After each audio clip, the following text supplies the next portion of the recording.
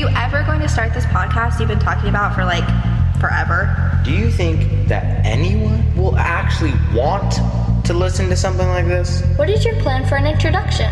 Are you sure you want to talk about these topics? People usually disagree. 3 hours? Are you crazy? Do you think you're some kind of expert or something? Are you planning to have an intro song? What if a bunch of people get really mad and hate you over this? Do you even know how to make a podcast? Are you just doing this because you like to argue with people? Don't let this be just one more thing that you talk about doing, but never actually do. Wouldn't it be better to do just one episode for each topic? Stop trying to change people's opinions. Just live your own life. Dude, people are never going to agree. Just let it go. Is this going to be a long intro? Because if it is, I'm bored already.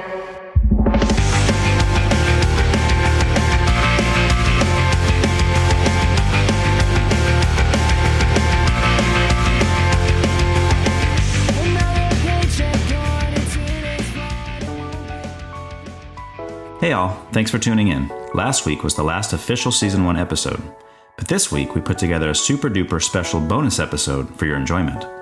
As you know, if you have gotten this far, normally I will sit down with just one other person, but not today. This episode features not one, not two, but 3 other people besides myself. We forego the music section in this episode and dive straight into all the controversial topics that you have come to expect. But before I let you know about those topics, first let me tell you about my guests. We have Juan Jose Sanchez from episode 1, Cindy Yusevich from episode 2, and Kathy Lambert from episode 6. We'll be digging a little deeper into some of the topics discussed in each of their episodes, but also talking about some new things as well. The truth is, I really like these people. They are quite awesome. I have much respect for them, and I am honored to have them join me once again. On today's episode, you will hear discussions about such things as offensive words, reading into the words of others, Donald Trump, needing our leaders to be nice people, voting down the party line, hydroxychloroquine, Ivermectin, Joe Biden, what is a woman, transgender surgeries, hormone blockers, drag queen story hour, gun control, soulmates, destiny, creation, sin, being good enough, in the image of God, Catholicism, white privilege, and profiling. One more thing before I go. As I already mentioned, this caps off Season 1. At this point, I really don't have any clue if there will be a second season. I would love to do one, but unfortunately I can't do it by myself. So again, please let me know if you or anyone you know would like to be a guest. You can reach me at whycan'twettalkaboutthat at proton.me. But if this is the end, and there isn't a Season 2, I just want to say thank you to all of you that have listened. Thanks to all of you that have shared your thoughts with me, all of you that offered constructive criticism. And also thank you to all of the guests that have gave up their time to sit down with me for a few hours and share their hearts with me. I'm truly thankful for you all. Until next time, my friends. Now enjoy the conversation. So Jillian's like, you have to watch this. It's still my thing. It's still my thing. You've got to watch this movie. Put it on your list. Put it in your queue. Yeah. So he rented it again like 6 months ago. I barely just finished. Right? The reflection off the Yes. floor. let's Is close there anything I can... the blinds there. I barely Watch finished The Godfather And then 2 you can, yesterday. Really? So that's how. Oh, do you? Yeah. Okay. I wasn't sure. No, I love them. I'm a huge fan of Cosa Nostra. Everybody, Cindy does know how blinds work. In case I do. I was wondering, I didn't know if you guys were wondering, but that's the answer to Got the it. Oh, I question. didn't. I'm so Yeah. sorry. No. I could have helped He goes, oh, just pull it. And then, turn. And I was like, yeah, I know how blinds work. Okay. Yeah, that was pretty good. Yeah. Can I see the agenda? No. This is just the stuff that was written down, so... I'm an absolutist when it comes to gun control. No gun control. I guess we're talking about gun control I guess first. we are. That's what it was right there. Well, that's not the topic. Oh, different. Oh, okay. We don't have to go in order. I just wrote those down so I wouldn't forget. Okay. And these are just all the things that either you guys told me or Brown people. Yeah. Brown mine. people, and followed by border crisis. I put those together. It's a border event.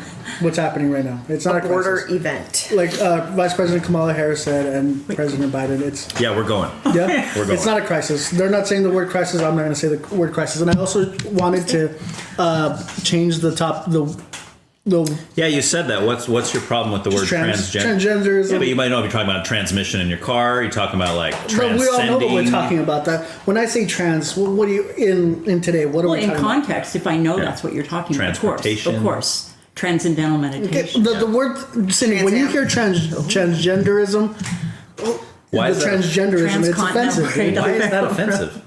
You're making it has a negative connotation to it. How so?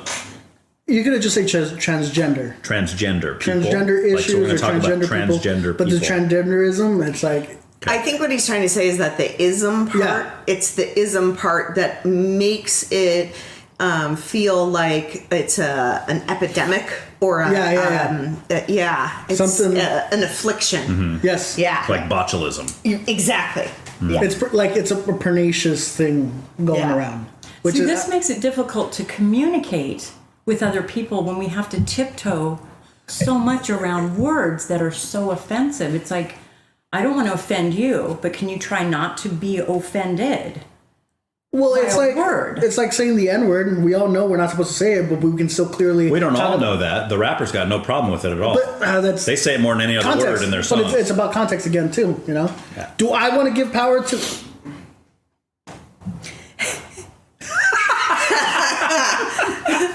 Folks, that was him pointing at the with the fact that we're recording, and he's going to shut his mouth. So I think let's talk about tiptoeing. Let's talk about the PCness, right? There are so infinite levels of offensiveness. Okay, some people just get bent out of shape if you say the word moist. Okay. Oh, my son hates that word. Yeah. Right. It's the cringiest. It's the cringiest word in the English language. I'm told. It's cringeworthy. Yeah. I love the word. Yeah. I don't care. Yeah. But I have a friend who doesn't like the word, and so you either say it in front of her as a joke to get a rise out of her, or if you are being polite, you use a different word, right? So, that word may offend her or cringeworthy. I obviously don't have a problem with that word, but I am going to be considerate to her. Absolutely, because that's a one-on-one friendship. Yeah. What about when you're speaking to a room? Mm-hmm. What about when you're speaking to the world? What about you're speaking to an open audience? Yeah. Or you're a musician. One-on-one, I know all of his things, and I don't. Right. I don't even know a fraction. But someone that you're close to, you can take those things to heart and practice those. But it's so awful to have to. Your edit button is constantly on, and you feel like you can't really be yourself because you can't say everything you really mean because there's so many words that offend so many. Yeah, I think if you're acting in good faith, like. I generally don't know this is offensive and whatnot, or then once you have that discussion. But hateful terms like transgenderism, you're not acting in good faith. You know what you're doing. You're trying to get elicit. You're trying to elicit a response to it. No, I would totally disagree. I know she's not doing that. You can't go into someone else's mind and tell me what I'm thinking by using a particular word. You can't do that in court. We have that as a topic. You cannot do that in court. You can't. I agree. I agree. Okay. Yeah, but this is not a court. This is a court of public opinion. I'm just saying you can't use that. The operation of someone else's mind, you can't do that. That's not for you to say what they were thinking or what they meant by a certain thing. Yeah, but if you have the context, the history of what they've said in the past, and the audience that they're speaking to, we all know what we're going. So I want to address that real quick because this is obviously a conversation you and I have been having, and I've asked you before, like when we try to. Because when we have a conversation or we even listen to someone else talking, they're not even talking to us. Maybe we're listening to a speech, we're listening to a song, whatever. All we have is the words. That's the only solid fact that we can stand on. Hang on before you, so you're ready to. Solid fact that we have to stand on is that. So I can say, like if Kathy says something to me, I can say, I know without a shadow of a doubt that she said this. Mm-hmm. As soon as I start trying to decipher what she meant by it, I could be totally right. I could do like you're saying. I could be like, okay, I'm going to take what she said in the past. I'm going to take the way she said it. I'm going to take the fact that I know she's a certain way.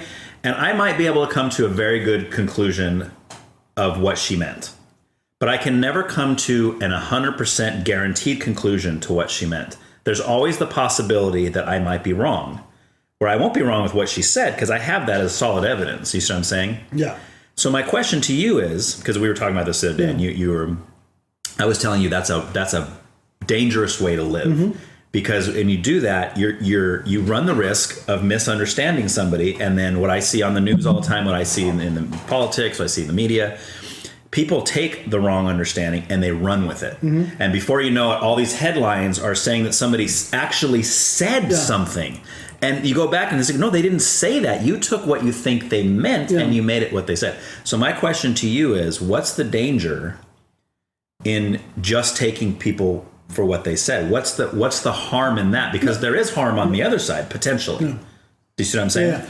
With respect to the legacy media and taking words out of context, but that's because the legacy media, we all understand, or I think we can all come to agree. CNN, Fox News, they're not interested in telling you the truth. They're interested in snippets and try to rile their bases to either be angry or try to elicit some sort of response. So when folks take snippets and take words and then try to be malleable, it's because the legacy media is not acting in good faith. They're trying to elicit a response from their viewers. With regards to what's the danger, it's not necessarily it's a danger. Communication has multiple vehicles of trying to communicate what you're trying to say, right? Sure. There's one aspect of it, language, the verbal word or the written word. There's, gestures and all that. It's not that it's a danger of taking people at face value and only looking at what they're saying or what they're reading. It's if we're to operate that on a day-to-day basis where we have to make explicitly sure what you meant, that conversation would take a long time.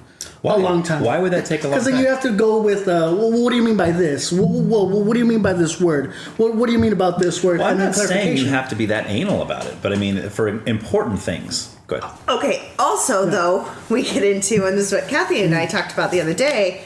Wait, was it you? I could have been talking to somebody else. Active listening. Was that you? No, someone else. Okay. When you have to have that tough conversation with someone and say, okay, wait, what did you mean by this?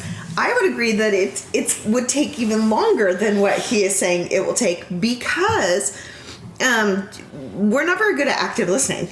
We're not very good at, I hear the words coming out of your mouth and I am sitting here quietly processing them and giving you my full attention. What we're really good at is coming up and formulating a response while you're talking. Right. And so, of course, it's going to take a long time because the communication channels are so muddied on so many different levels. But I guess to go back to what originally started this conversation between you and me was the Trump thing in episode 1, where you had mentioned a quote about they're not sending their best or whatever, and they're talking about rapists that are coming over from Mexico. And for you to assume that he's racist because of that. So hang on. So to go back to what she's saying, in my opinion, all you would have to do, if you were actually had the opportunity, right? And he's been asked that before. People have flat out asked him, Mr. Trump, are you racist, or do you hate immigrants, or do you hate? I mean, he's been asked the question multiple ways, right? Yeah. And he always says no. So if he's saying no, what gives somebody the right to keep saying he is based on comments he's made that people assume mean that he's racist? You can ask me if I'm Mexican, and I can say no, but then you see me eating brown rice, you can see me eating tacos and stuff like that. No, I'm just saying me that. As a white guy, no, I know. I'm just saying though, it's never. like you can ask someone if they're racist, and they can explicitly tell you, "Oh no, I'm not racist." Here, let me tell you about the N-words, though. It doesn't just because they say that they're not racist. Yeah, but that's different. Okay, because what you want is you want language, one heuristic of communication to be the be all and end all, and no, that's not what I'm saying at all. No, that's not. But what are you saying then? What I'm saying is, if something is, I'm not saying everything has to be explicitly stated. I'm just saying if it's not, we don't have the right to pretend as if it was. That's the point I'm making. Now, if you show me a video where Trump's using the N-word over and over and over again and talking about how he hates black people and he hates Mexicans, and if he's saying all that, then I will stand right there with you and say, that man's a racist. I don't care if he says he is or not, because now I have solid proof that he is. Well, let's get away from Trump and let's get away from racism, the N-word, browns, blacks, what have you. Let's just go back to language or communication. And the vehicle of language being the only heuristic that you want, or not that you want, but that we operate. No, we still have facial. We human beings have the intelligence to not just hear or read what you're saying, but to hear how you're saying it, or to read how, to read how you're writing it, and then take the facial clues. Maybe there's a smirk. Maybe I agree. And stuff like that. Your tone, body language, and previous actions that have made people question whether you're a racist, or whether you have anything. And then when you say something, and then. No, I'm just saying that it would take too long to be explicit. That's why we have other forms of non-verbal communication, so we can get to the point. I understand what you're saying. Okay, I got it. Yeah. What? But you might not. You might. But 9 times out of 10, you probably would. Oh, you think? And 9 times out of 10. 80 out of 10, 80 out of 20. I'm just saying that there's still a possibility that I could be right, and if I'm right, we can move on. But then when the 20% that I'm wrong, or the 30% that I'm wrong, and the 40% that I'm wrong, that it's on the onus of you to tell you, hold on, that's not what I meant. Yeah, but how do you ever know if you're wrong? You ask them. You ask them, or you tell me I'm wrong. But that's what he's saying you can't do. No, but there's some stuff where it's like you can say something, they agree, move on. But you just said I know you wanted to get away from Trump. I keep using that example. But you just said that if he said I'm not racist, you're not believing. But I think Trump's racist. No, I think he's funny. Okay, but I think he's funny. I don't think he's racist either. I think he is a narcissistic psychopath. So he doesn't. It's not that he doesn't care about brown people. He doesn't care about anybody. Yeah. He cares about himself. Yes, but himself. Yes. Okay. If you say I'm not a racist, then, or if you say I'm not sexist, then you have to back up your words with actions, the way you live your life. So I'm going to go right into picking up with Kathy and Ryan. You know this in your spirituality and in your Christianity. If you say I am a good Christian, then you need to live your life backing up those words with your actions. So when you say I'm not sexist, but then go do things that are blatantly sexist actions, I'm not going to believe you. That can be interpreted and blatantly received. Sexist is something. Grab him by the subjective. Yeah, that's subjective. Grab him by the. Okay. Here's a great example of you totally misquoting what he said. He never said that. Yes, he did. It is on recording. It's on tape. Listen to it. Here's what he said. Some women want you to do that. He never said, hey, everybody, go out and start doing that.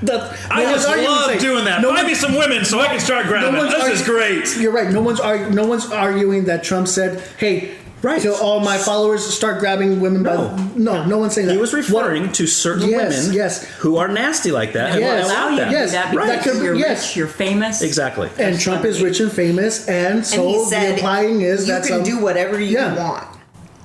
Is what he said. The implication is that he's done it in the past, and whether that's right or look, if they consented to it, hey, by all means, Mr. President, you have my full blessing if they consent to it. But he doesn't necessarily explicitly have to say, hey, I grab women by the P word. No, it's like. But I don't think that makes it a sexist statement. I think he's discriminating for sure, but against a certain kind of women. He's not saying all women like this, or you should do this to all women, or all women should be treated this way. That's not what we're arguing. Saying some women will allow you to do that. I know, but she was saying that it's a sexist statement. Your fame, your celebrity, they will allow you to do that. Right. And that's absolutely true. Sure. So it doesn't make it right. No, of course not. But it also doesn't make it a statement that's against women. Unfortunately, it's true. A distinction without a difference is what we're arguing. A distinction without a difference. I agree. I agree. I don't even know what that means. Well, we're coming to the same general idea. Okay. I think I agree what you're saying. Is like some women do like that stuff, and they will allow you stuff. Not all women. I don't think Kathy would let folks do that to her, or Cindy let her do. If I was a woman, I wouldn't do it. If they were rich and famous, if I had one, of course, What do I get out of it? Of course, I'm not gonna lie. No one's arguing that. I'm just saying what Trump said that. Yeah, he's done it in the past. Which, if they're consenting to it, that's fine. Right. But let's not pretend that he never did it.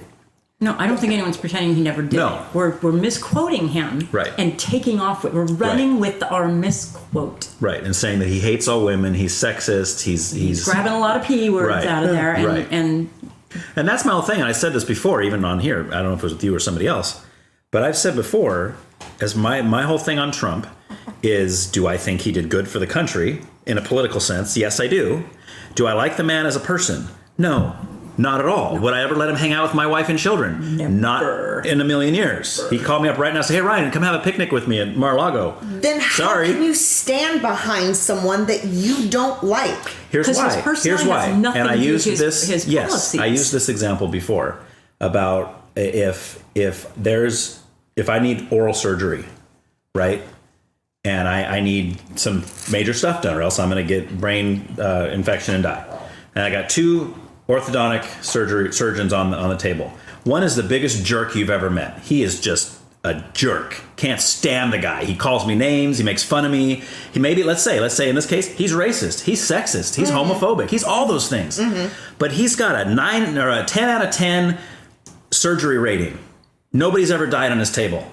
Then you got the other one. He's the nicest guy in the world. He gives you a hug when you come in. He's got coffee and tea and all this stuff for you. He just gives you all these compliments all the time, tells you how great you are. He knows your family and your friends, and everybody loves the guy. But half the people die on his table that go into oral surgery.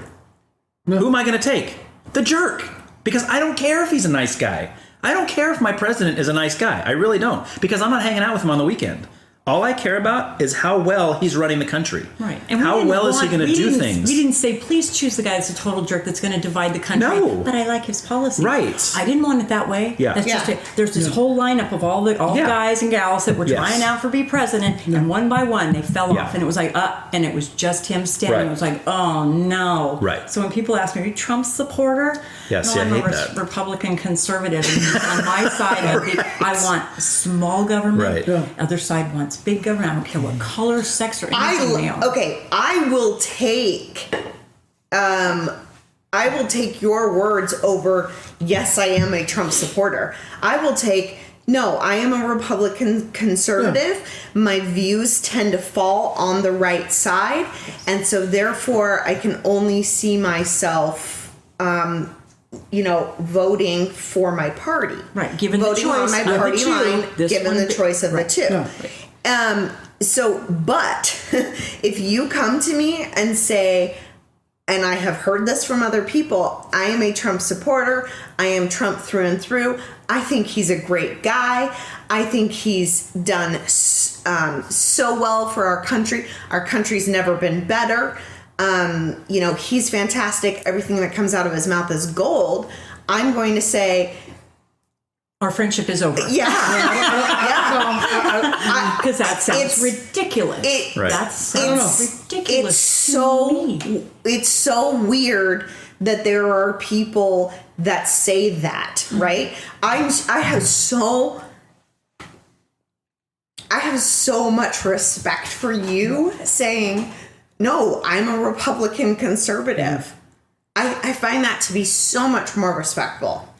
And that makes it so much easier for me to be able to sit here next to you and have this conversation, knowing you're all the way over here and I'm all the way over here. But if you come to me and say, not only did I vote for him the first time, but I voted for him the second time, and I'm going to vote for him again when I don't want to talk to you. We're obviously on two different planets. I can't. I'll push back on that if you don't mind. I know. Please. You and I are friends. I think we're good friends, and I think we are. I think so. Okay, yeah, I think so. We're finding out right now. I think so, and this one, and I promise I'll bring it back to the issue that we're having between GOP and then Trumpism. we're good friends. I think we align, for the most part, we align on the same side of the spectrum. But we don't have to talk about the pandemic, but the pandemic has awoken me, so to speak. There's this question: Are we better off now than we were 4 years ago when President Trump was in office? No, I don't think so. And I think that's why a lot of people voted for Trump, whether they're respectable conservatives who I have no other option, or who are some folks is like, no, the GOP is Trump and I'm backing Trump. I think a lot of people got pissed off just, seeing Governor Newsom putting on the mask or taking off the mask and hanging out with his friends, and yet we're told no, put on the mask and you stay inside if you're going to be inside, you stay on with the mask. And I think we got tired of Stacey Abrams taking pictures with kids. What the kids have to put on the mask, and no, she doesn't. Oh, I wasn't breathing. I think people are tired of this respectability in politics and stuff like that, where the working in the middle class are just getting boned, and yet, but we're still respectable. No. I think a lot of people voted for. Yeah, I think a lot of people voted for Trump, and there's some people who understand what Trump is doing, and it's like, no, we're pissed off, and he's a hand grenade to the system, and people are gonna back him. Yeah, I am tired with the respectability. Like when during the vice presidential debates, everyone's saying, "Oh, look at Vice President Mike Pence and President and Vice President." Former Senator Kamala Harris. Oh, look how respectable they are. They're answering the questions. And it's like, and I was just thinking, my God, this is phony. Yeah. This is phony. And Trump, he's a liar. He still supported a lot of traditional conservative things like the tax break that ended up going to help his buddies and stuff like that. But people are pissed off. People are pissed off, and we're tired. And he was a hand grenade to the system. And can I use that as a kind of a springboard into the idea of the differences? What I see as the differences between right and left. Like, I mean, I know there's differences as far as what they believe and what for the most part, most on the right have conservative beliefs, and most on the left have liberal beliefs. But just I'm talking about like as a mindset and as a thinking process. And you talk about the debate between Pence and Harris, and those on the right watched that and thought, "Oh my gosh, this woman she's ignorant. She doesn't know anything. She's got nothing on. She's offering nothing." And we're all thinking to ourselves, "Oh man, this is like Pence won that one hands down, right?" Well, then the next day you see the news and you hear all these liberal, mostly women in general. Just I don't know if that's all they were showing or what, but it seemed to me it was mostly women that were just whoop whoop. Did you hear what she said? And I'm like, what? What did she bring to the table? Did you hear him? She said, "Excuse me, I was talking." That was their biggest takeaway. They had shirts printed that had her picture on it, and it said that quote. I'm like, okay. So back to what I was saying. To me, that's crazy. Because when I'm looking at a vice president, someone's going to run the country, I don't care if she's able to tell somebody, "Excuse me, I'm a strong woman." I don't care. I hope she's a strong woman. If we ever have a president or a vice president that's a woman, I hope she is a strong woman. Great. We need a strong woman if she's going to be in that position. But that's not the takeaway. The takeaway should be, and from the right, the takeaway is, okay, what was said of importance? Like what issues did they talk about that one or the other gave a real good answer to? And I see that the right seems to be more concerned, and this isn't a blanket statement. I'm just saying, for the most part, people I talk to, people on the right seem to be more interested in facts and the truth of the issue. Okay? People on the left, and I'm not saying this isn't valid, because this is their feelings. They seem to be more focused on feelings. I don't like the way that guy made me feel. What he said hurt my feelings. To where someone on the right would said, what he said is idiotic. It doesn't make sense, and here's why. Here's my evidence of why what he said doesn't make sense. Where most people on the left say, "I don't like what he said." Well, why not? It made me mad. Well, why? I don't know. It just upset me. I'm just mad. I'm just upset. It's like, well, that's not an answer. In my opinion, that's not an answer. Okay, but feelings can still be rational if There might be some times where the man says, well, what he said made me mad. And you say, well, why? An intelligent and well-rounded man would say, I don't know why he made me feel that way, but I'm going to explore that a little bit, and I'll get back to you with an answer. Absolutely. That's a great answer. That's a great answer. Yeah. Right? Because sometimes things piss me off. Sure. And I don't know why. Right. And so I have to sit down and think about it. Where does this come from? Where is it stemming from? You have to get into the psychology of it. You have to get into your background and your trauma, right? But it does shape how you feel about the way certain people act. Right. Okay.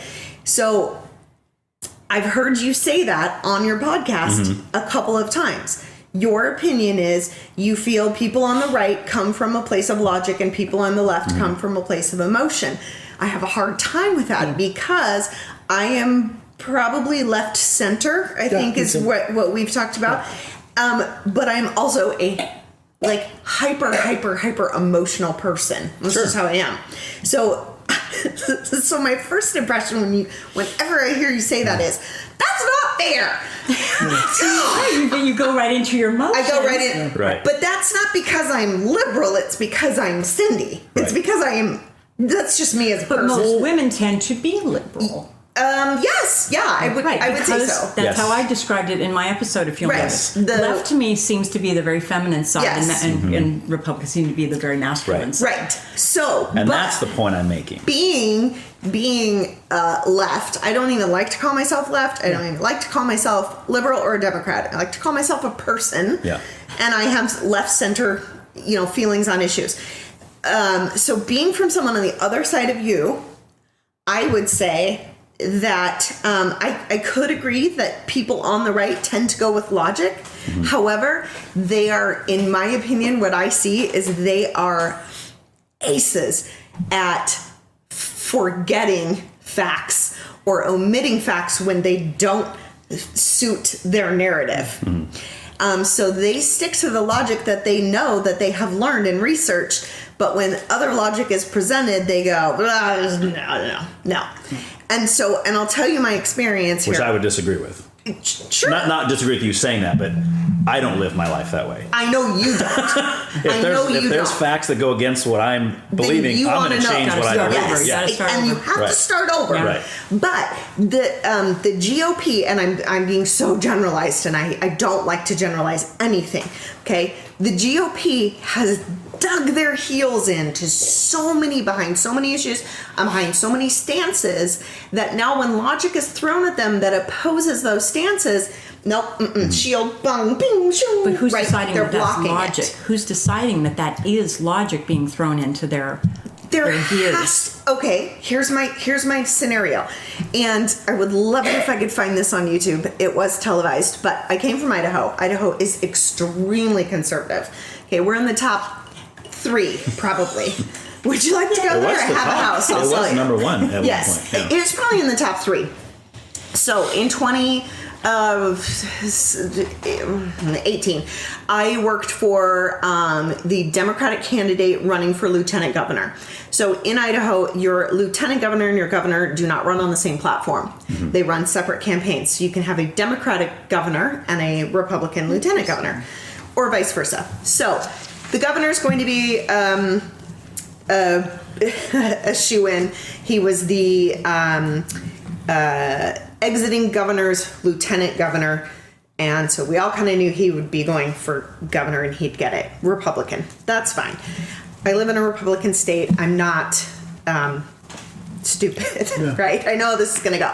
However, I was given the opportunity to work with this wonderful woman who decided that she was going to use her military background, her expertise, and her knowledge to be the Democratic candidate for lieutenant governor. So we campaign, and we, talk to people, and we do all the things. And her opponent is a woman out of eastern Idaho. Her name is Janice McGeechan. She is an idiot.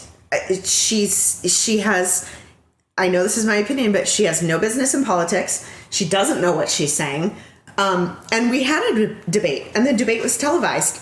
And the debate was one of those that you would say that Janice got slaughtered.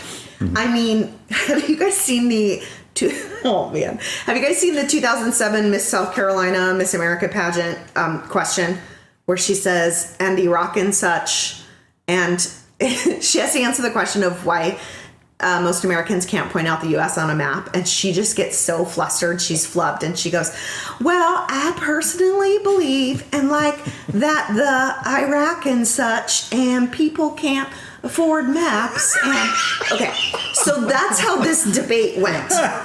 Here's my candidate. Hi, Kristen.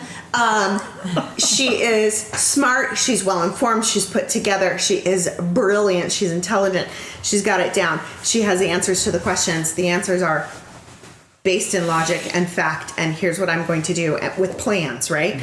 And then Janice McGeachin is Miss South Carolina 2007. She just cannot put a whole sentence together. Who won? Well, we've seen this played out over and over and over, so this is not unusual. So our team, Kristen, got, I think, more Democratic votes, more votes for a Democratic candidate for lieutenant governor than ever, in recent years in Idaho. However, this idiot woman still won. And that, how could she win if she got less votes? No, her candidate got more votes of Democrats of all Democratic candidates. Yes. Okay.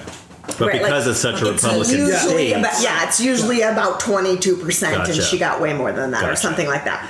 But because it's a Republican state, it's majority rule kind of thing. This is, yes. And so this woman showed all of us that the people in Idaho are voting down the party line regardless of who the representative is, right? I'll bet you money, I wish I could see how many Republican people watched that debate and still went and voted for her. I have a question for you, though. So it's one thing to watch a debate and say this person presented themselves better. This person's an idiot, right? They answered dumbly. Right. Dumbly? Dumbly. Yep. They answered dumbly. New word alert. New word alert. Hey, Webster does it. Right. Anyway, so we'll talk about that. So you'll see that. But my question to you is, since you worked with this candidate as a Democratic candidate, were her viewpoints more liberal or more conservative as on a general? I think that I am biased because I know her and I worked on the campaign, but I do think that she was really trying to pull more to the center so that we could do what was best for most Idahoans. Pick off some Republicans. If she was going, to pick up some center so she can pick up. But there's certain issues that in a very conservative state like Idaho, like abortion being one of them. And if a candidate gets up there and you got two people debating, and this person over here is a potato, and this person is very intelligent, right, in her approaches, but she's pro-choice. Yeah, they're going to vote for the potato. And this candidate is pro-life. Yes, because that's what they did. Right, because that issue is such a big. It's more important to them to how stupid this person is, right? And I think it could be said the same the other way. Absolutely. If you had a Democratic state and some Republicans trying to, and he's up there saying, and I'm going to outlaw abortions in this state, he's gone. Right. He doesn't have a chance, even if he's the smartest man in the world. Right. There's no way. Based on IQ. We're going to do like an IQ test. Like whoever has the highest IQ wins the competition. And that is the problem with voting for the person and voting party lines. Let's vote on issues, not the person. Because that Janice idiot like, I will pull up videos. I'll email them to you. Yeah, I want to see them. But you have to apply that to Trump. Dumbest You have to apply that same thing to Trump. I do, but daily. That's what we were just saying. We didn't vote because we thought he was really cool. Right. You voted because on his policies.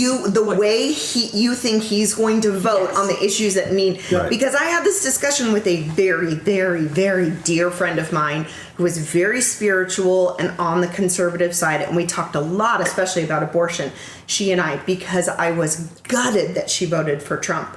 Gutted. She's raising 3 beautiful daughters, and she voted for a man who likes to say the P word, right? And I just was gutted. So she and I got together and we had this discussion, and she said, I didn't vote for him because I liked him. I voted for him because he was going to get me what I think is best for our nation, right? I think, and it's not emotion, I just cannot get past the intelligence level of the person or how the person presents themselves. I don't put faith in that. So I didn't put any faith in Trump based on the stupid things that were coming out of his mouth. Yes. I don't have any faith in this Janice woman because she is a potato and has proved herself as such. But in the defense of President Trump and quote unquote saying dumb stuff, look at the current guy. Look at the current guy. Yeah. If we're gonna base intelligence in politics, which I don't think we should, because I think all politicians are they're in it for their money, and they're quite frankly they're all stupid. Look at the vice president now and look at the president now. Mumbo jumbo, mumbo jumbo. Well, they say like the Ben word, Shapiro. I like Ben Shapiro. Well, they say the word politics. What it means. Poly's many. Ticks are little blood-sucking insects. I like that. Yeah. No. Yeah. I just I learned to not look for moral or intellectual thought leaders from my political leaders because. I can't ignore when they show a lack of that. So I cannot ignore when they show a lack of morals or a lack of intellect. I won't forgive that. Politics is trying to get what's best for your constituents, and if you know you're that constituent who voted who won and stuff like that, she spoke to what is best for their constituents, and we have to just agree to that.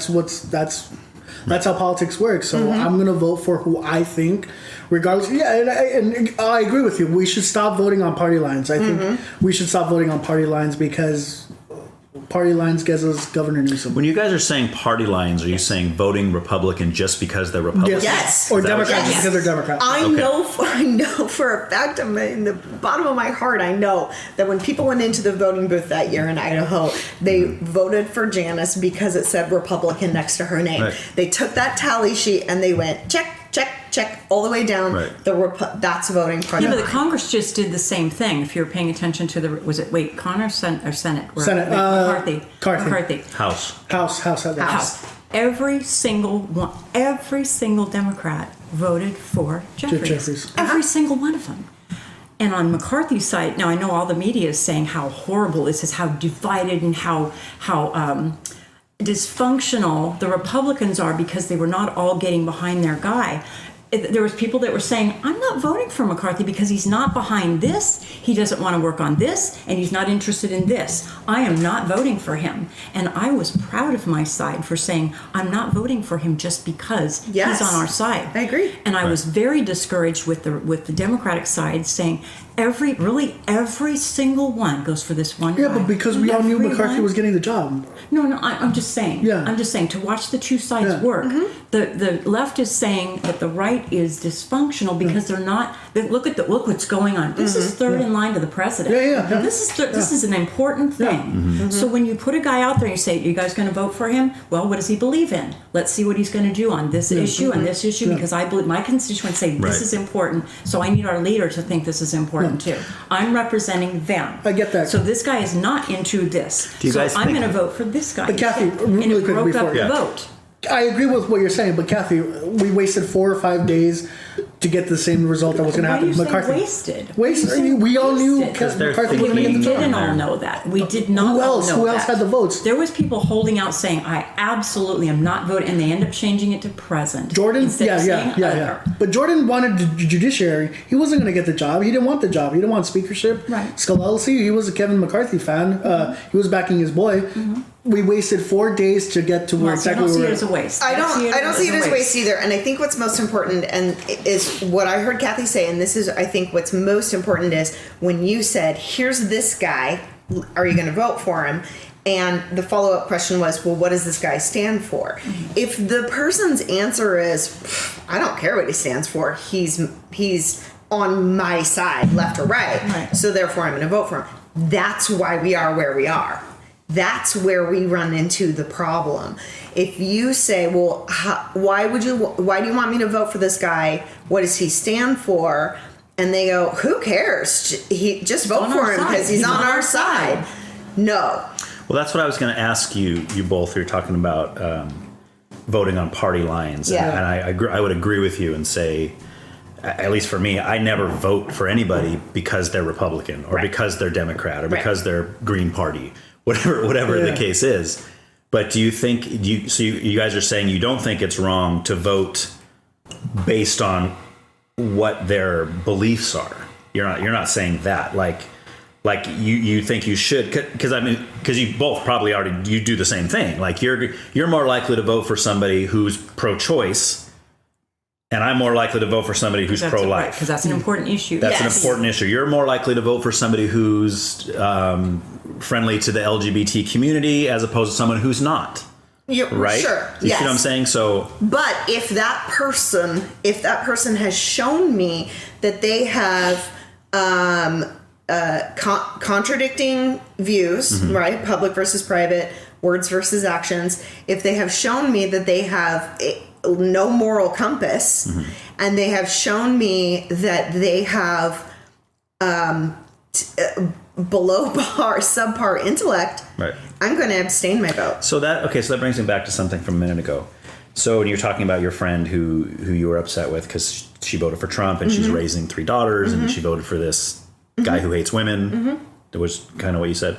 I'm sure I paraphrased you. No, that's good. But when you look at Trump's time in office for those 4 years, did you see any policy or anything within the actual running of the country that those words that he spoke, let's assume that he was sexist in those Kavanaugh, things. the female justice that got in, and Gorsuch. Okay. Coney Barrett. So you're saying that Amy Coney Barrett and they voted Kavanaugh. they voted against abortion.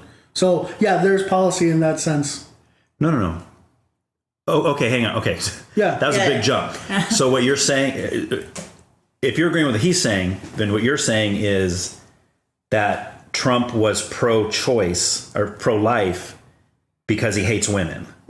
No, that's not what. That seemed to be the jump you're making. No. That's because you're saying if he put in Amy Coney Barrett and Brett Kavanaugh and that they voted against abortion. Your question to her was: so do you support voting for someone based on what you believe is going to happen? Well, that was the first question. And the question was like, what policies did you see that Trump was going after that a specific what policies issue? Specifically no one's talking about. No one's talking about his. No one's talking about whether Trump that, hates women. No one's talking about that. Well, she is. Wait a second, though. She is because she's saying that Trump's comment in her mind meant this man is sexist, misogynistic, and he doesn't like women. Yes. So let's say that's true. For the sake of, I don't think that's true, but let's say for the sake of what I'm going to say right now, that's true. Trump is misogynistic and hates women. In his time in office, did you see anything he did that reflect that belief of his that he hates women?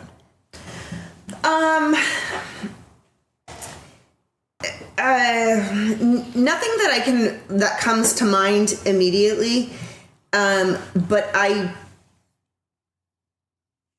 will admit that I did stick my head in the sand a little and tried to ignore most of what he was doing because I was mortified, petrified, and embarrassed for myself to be an American and for this country.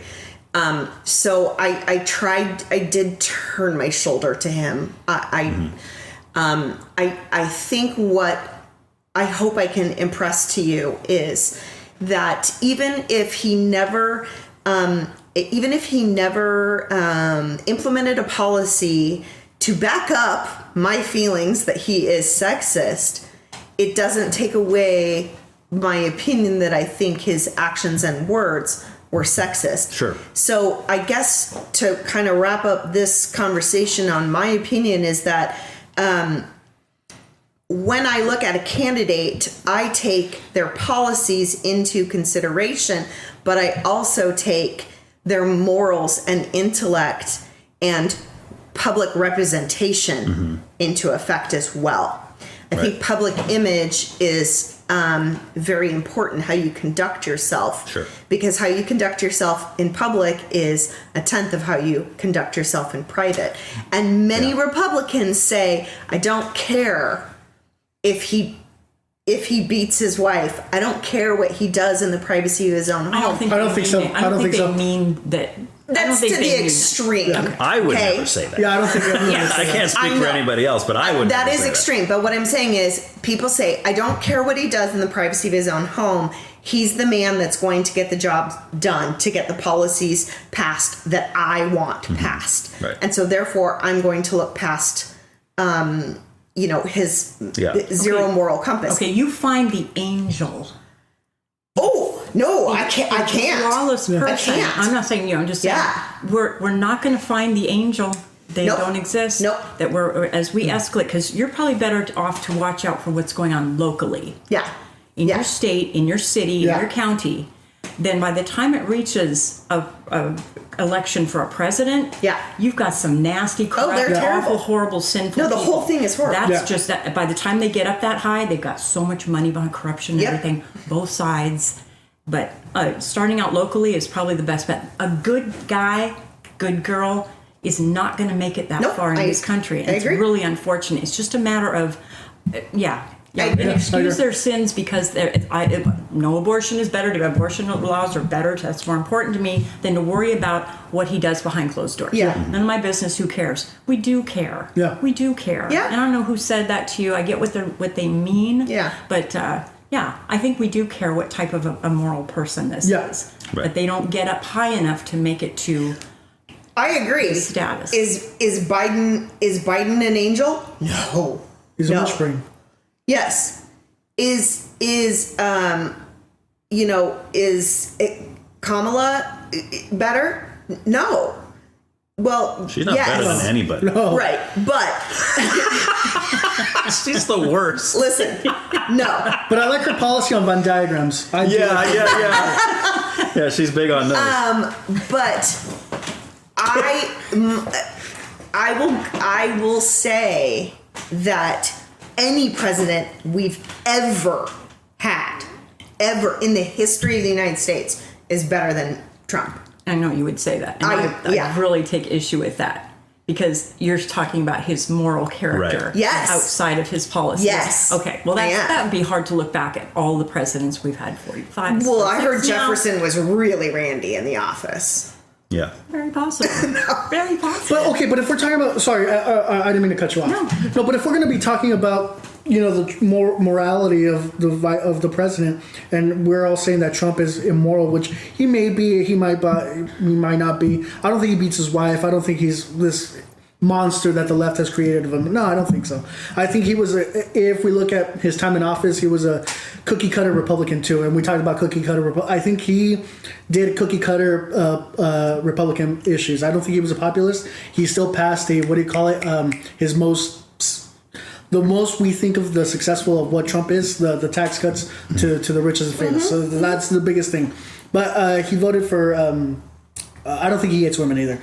But I'm saying that he knew that his constituents, the Republicans, voted for folks that wanted to abortion, not because they hate women or anything like that, but that's because they're looking at the embryo, at the human embryo, and they're saying that that's something worth fighting for, regardless if the host is female or not. But I don't even know what a female is, and I don't know what a woman is either. I can answer that for you. Stop it. Let me get back to that. So they that's voted, on here too. Yes. So they voted for a person that that would protect that thing, and he did. He got a corsage and stuff like that. I don't think he hates women. I don't think he's is he the most moral person? No.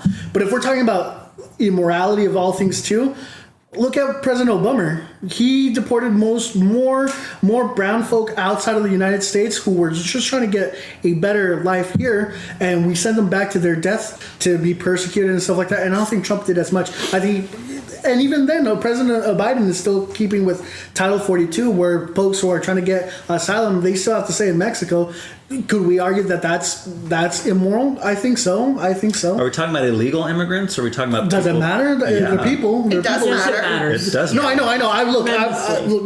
But I'm talking about strictly human beings. Whether I'm not talking about the separate issue between legality and illegality. No. So you're saying it should just be open borders? No, that's not what I'm saying. What I'm saying is going back to the issue of morality of of how we're treating human beings. I think President Obama was as immoral as any other president. I would agree with that. Yeah. I think he was more not I more. thought of a that guy monster. was more divisive than any president we've ever had. He was charismatic. And he did great. Oh, he's a great speaker. Yeah, great speaker. He's a good-looking guy. He presented well and stuff, but corrupt as all. But in comparison to President Mushbring that we have right now, President Trump is just as the next. He's Obama, Mushbring, Sanctimonious. Corporate Kamala. But President Trump, compared to President Biden, this guy's the second coming of Obama. Yeah. So if you had your way and go back in time 2 years, you would want Trump in there over Biden? Yeah. I'm sorry to ask you that. Yeah. I'm sorry. She does have to work with you, so. I think same office. I think people are wanting. How am I going to put food on the table when they're seeing that eggs are costing what? $3, $4, $5 more now. Bacon is $12 now. Gas, it's coming back a little bit more. But yeah, I think if you were to ask a normal a person not in the a middle of the road trans person or black person or brown person or gay person or lesbian or what have you, I think more than their thought leaders on YouTube or what have you, I think if you were asking them what's more important, I'm just trying to get food on my table. You vote for it. You vote by your wallet. Yeah, and so you think most of those groups of people, if they could go back 2 years, they would rather have Trump than Biden? If we're looking strictly at the policies or what have you. If they didn't have to see who's up there doing this, if they didn't have to see all this, they could hear what he said. Yeah. Well, there's that funny thing that it's true, but it's funny. People were saying back when Biden first got in office, and you guys have all heard this, but the first 6 months or something, and all the chaos that he created and of course he was trying to blame it on Trump. Yeah. But people kept saying, most of the people from the right would joke around with people on the left and say, boy, all this stuff's going to, it's going crappy and all this stuff, but boy, at least we don't have those mean tweets anymore. Boy, thankfully we don't have those mean tweets. It just goes back. My feelings weren't hurt by the tweets. Right. It just goes back to this, and I'll stop right here though. Are we better off now, today, and tomorrow with President Biden and President Corporate Kamala? No. I don't think that's fair to assess, though, and I don't think it is fair to assess any president's first year. In particular, when the outgoing president had such a volatile residency in the White House. So when you look at W coming out of office and Obama coming in, where were we as far as like Afghanistan and the war, right? So Obama had to, I think every incoming president has to pick up the pieces of the outgoing president. Either side, either way. But right? Obama's favorite word was inherit. Yes. Every day, inherited. How? Okay, the first year I'll give you inherited. Every president inherits what the left behind, which inherited some from here and some. Yes, that's what I'm saying. Keep saying it. And President Trump inherited a great economy from Obama too. So let's be fair. He did. Then he made it better. Yeah. Okay. Yeah. No, I'll get you that. Yeah. But when each incoming president has to spend a significant chunk of time picking up the pieces of what they inherited, right, or what was left behind, and then they go and spend another significant chunk of time trying to undo what the last president did. That's, I feel like, as far as policy, so Republicans and Democrats alike, but mainly Republicans backed by GOP and Trump, spent a significant chunk of time undoing Obamacare when they could have spent time working on something else. But we wanted that undone. But it goes back. I mean, it's like... You mean they could have morphed it into something better? Yes. Worked on what it was instead of spending all the time to... Yes. There, too much time is spent undoing what the left did, undoing what the right did, instead of taking what we have and trying to make it better for... Oh, gee, who do you work for? The American people. Exactly. You're not the king. You are not the king. Right. And so I don't think it's fair to say that Biden is doing a terrible job, because when he came in, pandemic and huge race wars and unrest in this country. So is he doing a great job? Did he have the deck stacked against him? Kind of. But we've never had a president come in the middle of a global pandemic. Yeah, but we were coming down from it. We were coming down from it. But it's still he had the vaccines. It's still around. All of this could have been available. It should have been over. It should have. No. President Biden had I'm not saying he made the right. I'm not saying he made the right decision. decisions. I'm saying he got a basket full of crap handed to him, as did a lot of presidents. True. But when he sat on the first day, he sat next to this stack of stuff that had been done before him. And instead of doing anything, this is how I view it. Instead of doing anything, he sat in his chair and he took one of them and he opened it up. What am I getting rid of now? Pipeline. Right. Sat it, handed the pen away. Got the next thing Anything out. that has Trump's name on it. Anything. He undid everything. Yes. And that was so insulting to have everyone so proud of him. Look at him sitting with a big smile, handing the pen away to whoever. I wasn't proud of him. Okay. I was proud of America for saying no to Trump for another 4 years. Can I ask probably a kind of a dumb question? We keep saying that Biden was handed a basket full of crap. Yes. Can we identify some of the things in that basket? What are we talking about? It's so generalized to say, oh, he's handed a basket of crap that he had to climb out. Like, what was he handed? Like, not the pandemic. You can't say the pandemic. No, but he was handed choices, statements, and views of the pandemic.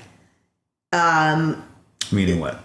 That there's still people there thinking that they could shoot up their veins with bleach and antiseptic. I don't think that's a lot of people. Let's talk about that. It wasn't a lot of people. Let's talk about that for a minute. But the statement's there and it lingers. This is a great example. Right? These are all great examples of what I was talking about a minute ago. And then the hydroquinine, whatever. Hydroxychloroquine. Yeah. I don't know what it is. That, right? So those things, the statements can't be undone, but those people Fauci said that we didn't have to wear masks in the beginning. Yeah, so... Hang on. We're going all over the place. I know. So those statements that were made about hydroxychloroquine, and then later on it was ivermectin. Okay. You look at what Trump said about those things, and it's been verified now that he was right. Yes. That has been verified. The problem is the media... bring it up. No, what? Yes. Verified on what? No, please. Verified. How? Those drugs what claims? Work. The problem I'd have to look at it. No, let me get to what I'm saying. The problem is the media took that, in my opinion, as an attempt to make Trump look like an idiot, which I don't know why they spent so much time doing that, because he did a lot of that on his own. Does it on his own. But in certain cases, they went out of their way to do so, and they show, the first thing was with hydroxychloroquine. This story comes out of this lady who was in her, I want to say her late 60s, early 70s, and her husband who was even older. This is the story that the news gave, that they saw Trump say hydroxychloroquine will cure coronavirus, okay? So they happened to see that their fish tank cleaner had hydroxychloroquine in it. Right. Neither one of these morons even had COVID, they were taking it as a preventative. Okay? They ate fish tank cleaner. The husband died, and the wife is in critical condition in the hospital. And the news goes in there to interview her. And what does she say?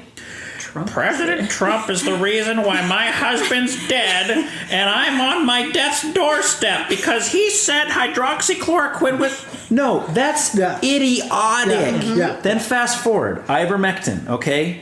Ivermectin... Is there a horse version that is used for deworming horses? Absolutely. That's not the kind Trump was talking about. There's also one that's prescribed for humans. Everybody goes to town on, oh, Trump said you got to take horse dewormer and people are going to die because they're taking horse. He never said that, you stupid idiots. Use your brain. And then my favorite thing in the whole thing was on Joe Rogan. Where, was it Gupta or whoever it was, was sitting there. And Rogan wouldn't let him get away from it. He says, no, you told everybody that I was taking horse dewormer and that I'm telling other people to take horse dewormer. He goes, you know I didn't say that, and you know I'm not doing that. So why are you telling the world that? And he, on the show, he went back on it. And then the next day, he's on CNN, and he's like, oh yeah, Rogan taking horse dewormer. Oh my gosh, if I was Joe Rogan, I would have showed up at that guy's house with a camera crew. And said, okay, dude, just so the whole world can see that you lie through your teeth. But my question with all that is, why? Why are you lying about this stuff? Why not just tell people, look, yes, ivermectin works. It can help people live that are dying. These elderly people that are dying from COVID. Because the priority is to make him look bad, and that's not over people's lives. Yes, the legacy media. That is nuts. Yes, the legacy media. We all know this. It's another propaganda machine for the woke left. I'm not talking about the real left. I'm just talking about the woke left who are suffering from Trump deragements. And they're the loudest. I don't think they represent even half of the left. I don't think so. Not even close. No, I don't think so. But that's what people think. And we're all listening. Just like people look at the alt-right and they think, oh, that's all Republicans. No. They're all white supremacists and they're all out there saying Hail Hitler and all this stuff. No, that's five guys living in the woods. That's Kanye West. Okay. That is the extreme left fighting against the extreme right, which is 10 to 20% fighting against 10 to 20%. I wouldn't even say it's that high. Loud voices versus loud voices. Exactly. Squeaky wheel versus squeaky wheel. Whereas the rest of us live somewhere in the middle. Right? And we have to deal with all the repercussions of these morons. Yes. But that's where, if we could, the 80% of us that live in the middle, we're the ones that can make a difference. We're the ones that have to come together and say, we can pull this country back together. But you're right. The loudest voices are the ones being heard, and they often have the most obscure, extreme opinions and views. They are not going to help put this country back together. We have to do it, and I would say it starts even with the four of us, because we're doing this podcast, because we're talking about this, because I'm going to have this conversation with you guys that is very hard. And we're all still going to show up at work tomorrow and be friends. Cindy, I think all three of us agree with you that 80% of us live in the spectrum, and then we're all reasonable people. That's all I just want. I want reasonable people talking reasonable people, whether they're on the left or on the right. I think the proportionality numbers are a little bit off. I think it's not 20% far right and 20% far left. I think. Well, she did say 10 to 20. Or 10 to 20. I think it's like 10 to 20 maybe on the far right, but even then they're still marginalized to only YouTube or to other Substack or what have you. I think the far left, the woke left, I think it's a lot bigger than that, and they're louder, and they control the legacy media and the institutions of higher education. I have a joke that it's no longer an institution of higher education. It's your leftist re-education centers. I think the left have. I think the woke. I think the woke have a lot more to say in how we operate in corporate America, in academic America, in media America, and I think we can't speak too loud because then the left, the woke is going to come after you.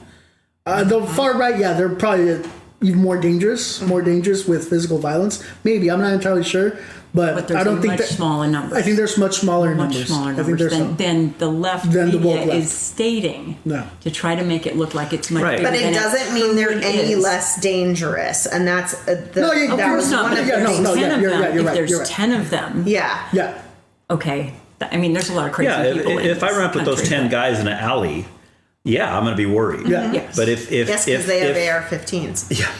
If it's being presented, back to gun control. If it's being presented that our country is systemically racist, is full of white supremacists, like when Trump was elected. I've said this before, but this blew my mind because a friend of mine's son, who was in his 20s, when Trump was elected, and he was at 47 million, however many votes Trump had. I forgot the number. 47 million, 100 something million, 147 million. Something. 470. I think it's actually 70. A lot of people. A lot of people. Okay. Not enough the country. for him to win. Right. But this number, and this person got on Facebook, and his quote was, well, whatever the number, let's say it's 47 million. Apparently, there's 47 million white supremacists in our country. Wrong. And so here I am. I'm the left. I'm going to say that opinion is wrong. Right. Okay. Because I could say the same thing, and this is why I had this discussion with my dear friend who voted for him. I could say, well, there's 47 million sexist, right? Right. Because the people that were so against Trump, myself included, view him being elected as those people were okay with who he is as a person. Or even worse than that, as if we voted for him for that reason. For that reason. I'm voting for Trump because he said he wants to grab women, and because he's like, that's the man I want.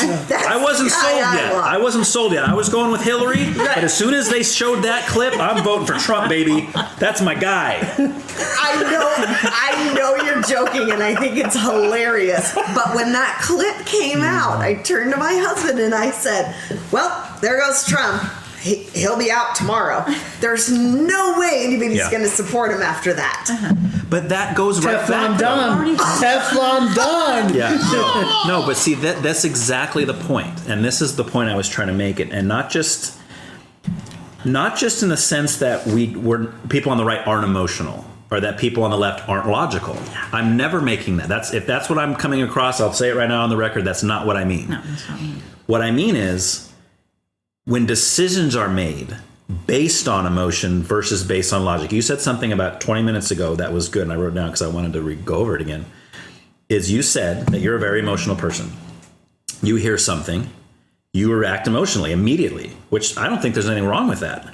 But you also said that you're going to go back later, maybe when your emotions aren't running high, and you're going to look at the problem and you're going to come to a conclusion. Sometimes we might do that and we might realize we were wrong in our emotional response. It might just be, and this is all of us, somebody tells us something we don't like or that we don't want, their initial response is, it's like your kids, you go to bed, it's 9 o'clock, but I'm doing, go to bed. I hate my parents, I hate them. It's like, and we grow up and we're the same way. I hate my politicians, they won't let me do what I want. But the question is what they're doing good or bad, right? Not a matter of, do I want to do it? Do I not? All that to me is irrelevant. But that's what I see as the big fight. Well, like you were saying, he's going to do what I want. Who cares? What if what you want is not good for the whole country? Right. You should be wanting what's good for the whole country. And circling back around, to use your favorite quote, circling back to what I was just saying, that to me is the difference between the mindset of the right and the left. To where we can both have the same exact viewing. You and I can sit next to each other on the couch when that's broadcasted and watch the Trump clip, right? And we can walk out the door the next day's voting day and I vote for Trump and you don't. What does that mean? Does that mean that I'm sitting there and I'm going, oh, I love that he said that? Does it mean that you're sitting there going, "Oh, I don't care about his policies. I just get..." No, doesn't mean no, any it of means that. you're willing to look past that, and I take that into consideration. I take it into consideration too, but I'm getting something different out of it than you are. Why is that? Why are you getting that he's a misogynist and he hates women? Why am I not getting that? Well, now we're back to the very first topic of reading into words. Correct. Right. So that requires a discussion. It would require clarification from Mr. Trump. What did you mean when I'll you have him said here that? for the next roundtable. Oh, thank God. Give me an autograph. No, you'll be here too. Can I cut his hair? It'll be the next roundtable. But here's, sit over here. Instead of emotion, okay, and I'm not going to speak for every person on the left. I'm going to say, for me, I think it is more important to look at the whole package, the big picture. And there is a level of cognitive dissonance when someone says, I hate what he says, but I'm still going to vote for him because I want his policies. Right? That I personally, me, Cindy, cannot get to that level of cognitive dissonance. I can't let it go. I can't erase that from my mind because it goes into the whole package of who I think he is as a representative of this country. Can I say something real quick? In the AA 12-step meetings, there's one of the principles. There's the rules, there's the principles. Yes. One of them is to place principles before personalities. And it closes out, those are the opening statements and the readings before you start the meeting, is to place principles before personalities, because they know we're all in a room together and we're all different and we're all screwed up or we wouldn't be where we were in the first place. We all got issues at different levels. Some of us have more time in, some of us has left, some of us just have mental illness and stuff. But we have to place the principles of our group before the personalities. And it's so hard to do in a small room of a few people. Right. So I get what you're saying. It's like, how do you avoid that? How do you not pay attention to the personality? It's so in your face. Well, isn't it's it so also in your face. what you have to do in a court of law? Exactly. Right. If you're on the jury, you cannot let the fact that this guy talks like he's angry and mean. Right. I can't let that affect whether or not he killed somebody. Right. I can't let that even enter my mind. But how can you not? But human behavior puts that in your mind. Right. And your principles are part of the basis of your personality. So it's really hard to separate those two things. So because who you are, how you carry yourself, how you represent yourself to your friends, your coworkers, your spouse, our patrons, right? How you show up in the world is based on your core values. And so that has a big mark on your personality. Your core values put together inside is your personality on the outside. So it's hard. I couldn't imagine trying to live strictly by principles first and then personality. But I would like to say I think those things are intertwined, and they're so intertwined it would be almost impossible to separate the two. You can prioritize them, yes, but my core values make me show up in this world as I do. I agree. I think human beings, if we're like Ryan, and I think you might have said it, Kathy, and if not, I apologize, and I don't think you were saying like that too. But I think if we're going to be, I think it's an art. I think it's when you say that facts over feelings. I think it's very reductive. Just like saying that if we're going to be reductive, because we're human beings. I think the whole spectrum of being a human being is not just necessarily mind, policy, this, just cold hard facts. I don't think so. I think emotions come into it as well too. I think it's reductive to say that too. And I also say, like, going back to trans issue, I think it's very reductive just to say that no, a woman is a woman that has a vagina and uvula. It's very reductive. Where human beings are all encompassing. We're not just biological, and I don't think we're just all brain matter. Yeah. This is how it is.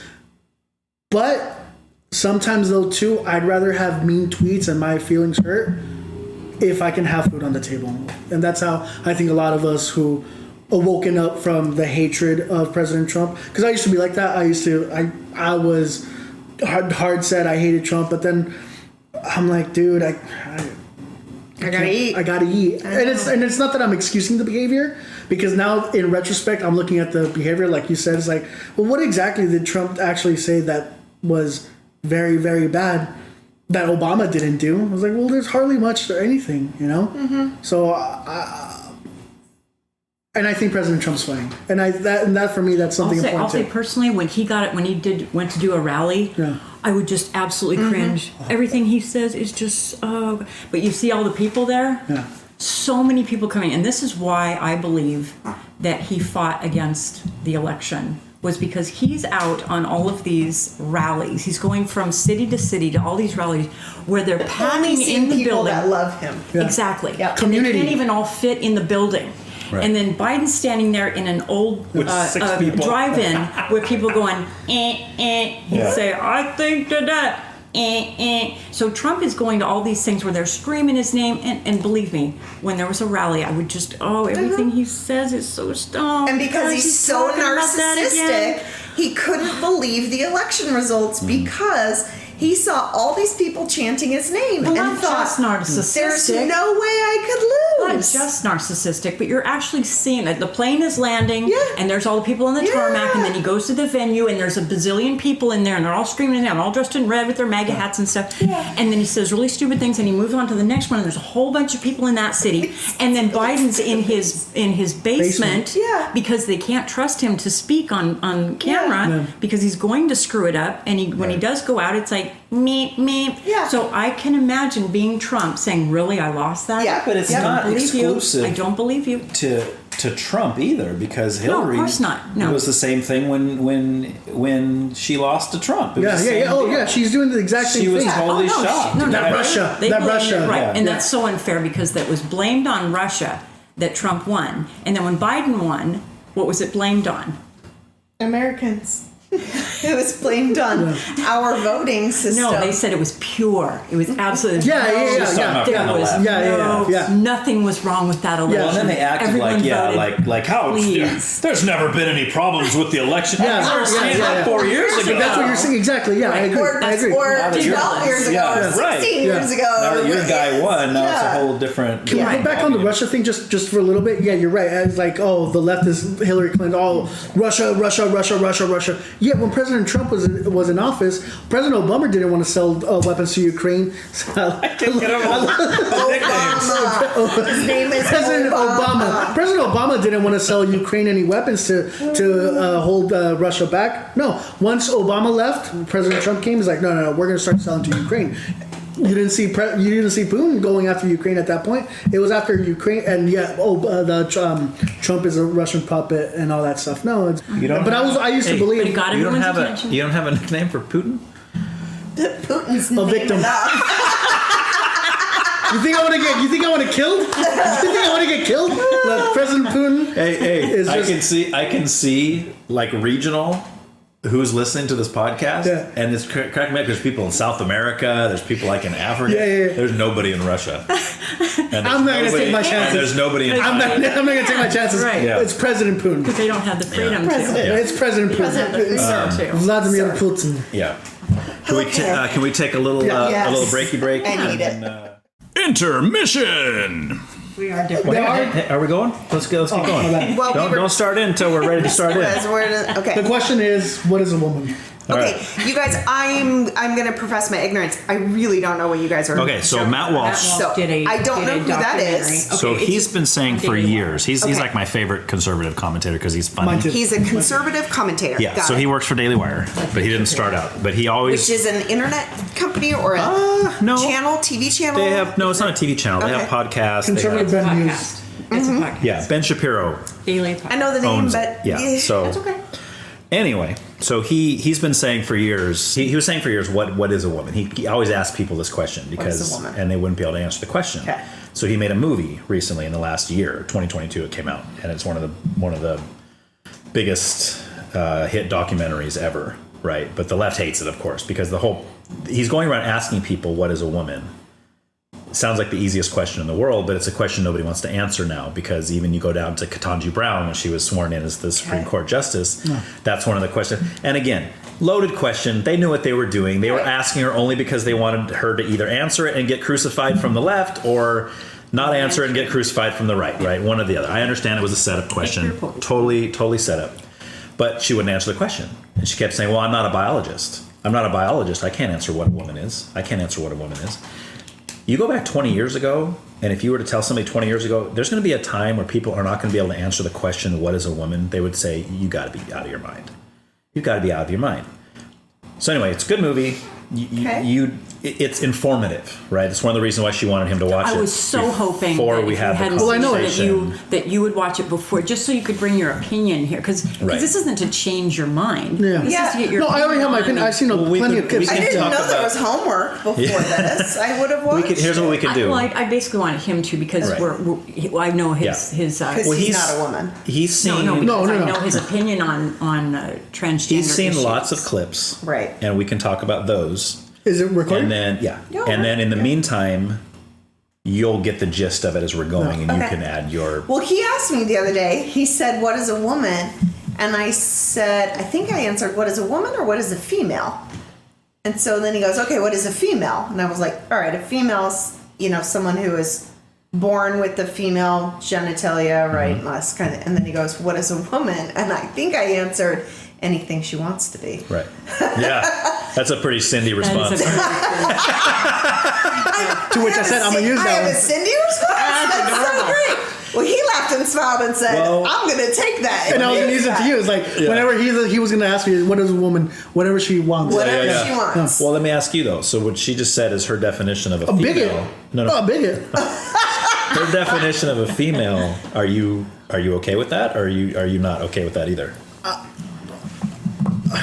No, so again, it goes back to, like the Supreme Justice Brown said, I'm not a biologist. And I was being facetious, but no, I think if we're gonna hunker down what the human experience to biological, mechanical functions, then I guess. But that's your we're so much more. That's your straw man argument, because there's nobody that's arguing that. Right. We're not saying that a person is nothing but their sex organs. Genitalia. Okay. That nobody's saying. But you're boxing in a woman. What a woman is. We're saying that's a big part of the definition of what a woman is. That's not all there is to what a woman. That's not. You make it sound like we're the people that believe that a biological woman's a woman, a biological man's a man. That we're walking around and we see everybody as nothing but penises and vaginas. That's all they are. That's all. This is a walking vagina over there. I'm going to argue with your own argument then. Right. You like to use the one of a 65-year-old woman saying, well, I want to be known as 35 from here on out. Vice versa. Right. I use it as a younger person saying that they're 65, can I get Social Security? Okay. Yeah. All right, great. Right. So I'm 35 and I'm all of a sudden I'm going to state that I'm 65. You're identifying as 65. I'm identifying as a 65-year-old woman. Yes. Okay. Biologically, I'm 35. Oh, wouldn't it be great to be 35 again? Okay, biologically I'm 35. I don't know now. How would I like to be represented in this world? 65. Right. You can call me a 65-year-old woman. Mm-hmm. Biologically, I'm not going to collect Social Security because I'm 35. So a female or a woman, female is biology. Biologically, a female, what you're born with. Woman is how you would like to be represented in the world. Right, but if you want to be... So with that logic, I agree with everything you just said, by the way. I totally agree with you. Thank you. But with that logic, if you were to say that you want to be represented as a woman, and that person should be treated as a woman if they want to represent that way, what is the difference between being represented as a 65-year-old? Why is there a distinction there? Because in both cases, it's the person believing in their mind something that does not biologically match up. Yeah, it doesn't matter. It's none of your business. The 35-year-old woman who's claiming to be a 65-year-old woman, she knows what she's doing. She obviously knows she's not 65. She just wants to be represented as 65. The 35-year-old woman will still, in due time, will become a 65-year-old woman. So the analogy is different. is not just different, but it's faulty because a 35-year-old woman will eventually become a 65-year-old woman, regardless of what have you. Right. A man. Yeah, but a biological male will never actually become a biological female. That's my point. No one's arguing that a biological man is going to be a biological woman. I'm arguing that a man transitions to a woman and can be, and what's the big deal? They're not pushing the narrative. No one's pushing the transgender. I agree with him. Before we get to the what's the big deal question, because I've already answered that to you a million times. To me, there's that in and of itself is not a big deal. If someone wants to think that they are the Pope and they're not the Pope and they want to walk around with robes on and having people kiss their face, that's different. I don't care. It's not different. It's the same. And I don't care. But don't make me call you Pope. Correct. Don't make me That's call you. where I draw pretend the all line. you want. Don't make me call you Pope. Because they're not just living a quiet existence and saying, yes, I'm biologically male, but I truly believe I'm a woman on the inside. I'm going to live that way. I'm going to wear dresses. I'm not going to go bang down their door and say, you better put some pants on. You're a biological male. How dare you? Because I don't care what you do in your personal life. I really don't. Right. Okay. But if you're going to beat down my door and say, you need to address me as a woman, even though I'm biologically male, you need to call me she, you need to call me her, or then you get into the them, they, and demon self and demon this and all these weird things that are coming. Yeah. It's like, no, one guy had demon. Demon. My pronouns are demon self. Yeah. Awesome. Sweet. Anyway, that's the whole side road. But that's my whole issue. Okay. That's my first issue. Okay. My second issue is that in my mind, it's an attack on reality. And as soon as we open that door and we say that whatever anybody thinks needs to be treated as actual fact, then we have a lot of problems coming our way. Let me ask you this. I think you're generalizing a lot. Do you think a trans woman is really delusional that she thinks she can become pregnant? I know a lot of trans women. They know that they're not going to be, that they can't give their spouse. So trans woman, you mean a biological male who? Yes. Who, okay, I just need to know. Represents herself. I just need to know because I don't. Sure. But I believe, it's not a slogan for me. I think trans women are women. There are people that have said, you see it on the news, the first man gives birth. Right? It's all over the place. It's only because it was a woman. We're getting away from that. Okay. Here's what I have to ask you about your issue. Okay. There's a man that once says, I am the Pope. Mm-hmm. I want you to address me as the Pope. Why does that bother you? Because you're not because it's an attack on reality. So some guy walks up to you and says, I'm Jesus Christ. I'd like you to address me as such. I expect that you address me. If someone walks up to the front desk and tells me I have to do that, I'm so sorry. So sorry, that's not going to happen. Well, that's pretty extreme because those are derogatory words. They're not extreme anymore. It started out as I would like to be addressed as a female. Right. I would like to be addressed as they. So you think it's gotten out of hand? How many? I would agree. How many?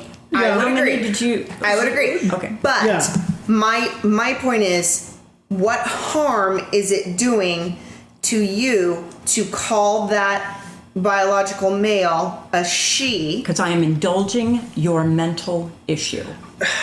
Right. I completely disagree that it's a mental issue. I disagree. I disagree as well. Okay. But I see where you're you are. Okay. That is mental. Now, I'm not saying it's a mental disorder. And we're not saying it's a disease. But do you think about it? Where is it taking place? In your the belief head. that you are something different than what you were born as, what you are biologically are. There's some folks that are born with, I forgot what the term is, that they, you've heard it, that they want this limb taken off. Or they want to be blind. Or they want to be blind. Because it's not an apples to apples comparison, because I guess at that point it is a mental thing where you're physically. Exactly. And I can see where you're going to go is like, isn't that hypocritical where they want to chop off? Yeah, okay. I don't know how to answer this question. With that one, I would say this. If you're 35 and you want to have your arm removed, whether it's a mental disorder or not that's causing you to want that, I support your right to do so. Me too. I do not support the right. No one I is. do not support the right of a 10-year-old making that decision and the adults in their life going through with that. I agree. And there's there's this idea within the what is a woman thing too, or right now Matt Walsh is going after the groomers who are transing the kids and stuff like that. I agree. I don't think a 10-year-old could be canceled for this, but yeah, I don't think they have the mental capacity to understand what they're doing. Yeah, the maturity. Yeah, the maturity. Correct. But that doesn't mean that they can't feel it inside. There's a feeling.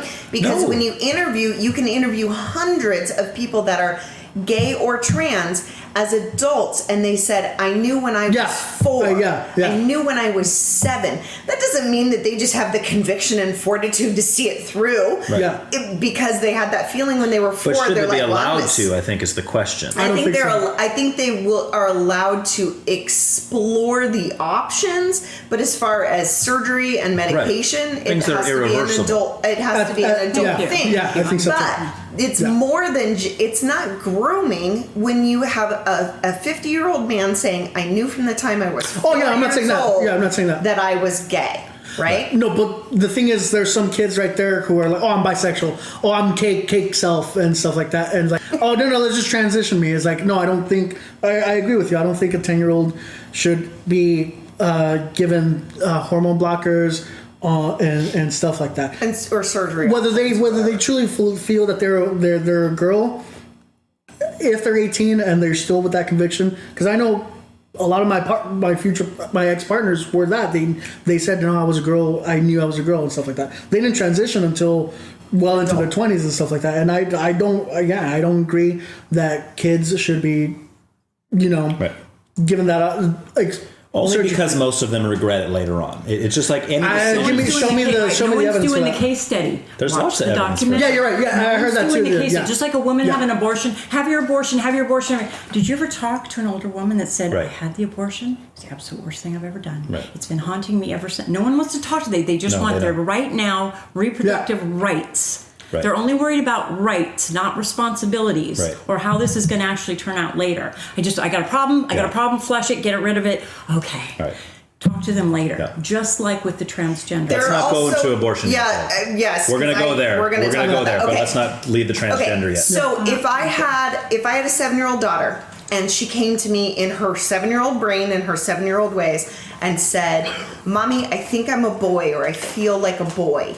And I would say, this is me, I would say, what would you like to do about it right now? Well, I want a pee-pee. Or the first thing you should say is, what is a boy? Okay, sure. Mm-hmm. What does that mean to you? What does that mean to a child? You're right. What does that mean to you? What do you mean when you say this feeling? Okay, but moving forward, do you want to cut your hair? Go for it. You want to wear camo? Go for it. You want to get rid of your pink clothes? Give an example of something you would say you do care about. Yeah, where's the line? What's one thing your kid could say to you, "Mommy, I want to do this," that you would say, "Oh no, I want to take hormone medication"? No, yeah. Nope. Not till you're 18, and we've had extensive counseling. Yeah. Yeah. But here's the thing. I'm so But Kathy, glad. you make it seem. Why would I do that to a 7-year-old? Yeah, but you're making it seem that the majority of those that support the transition that we will automatically push them toward that way. Now, the what you see in the media that's is what I'm doing. I'm saying I'm so glad she believes that there's a line. Yeah, right. Because there's lots of decisions I might have made as a child, but I'm glad my parents didn't let me make. Yeah.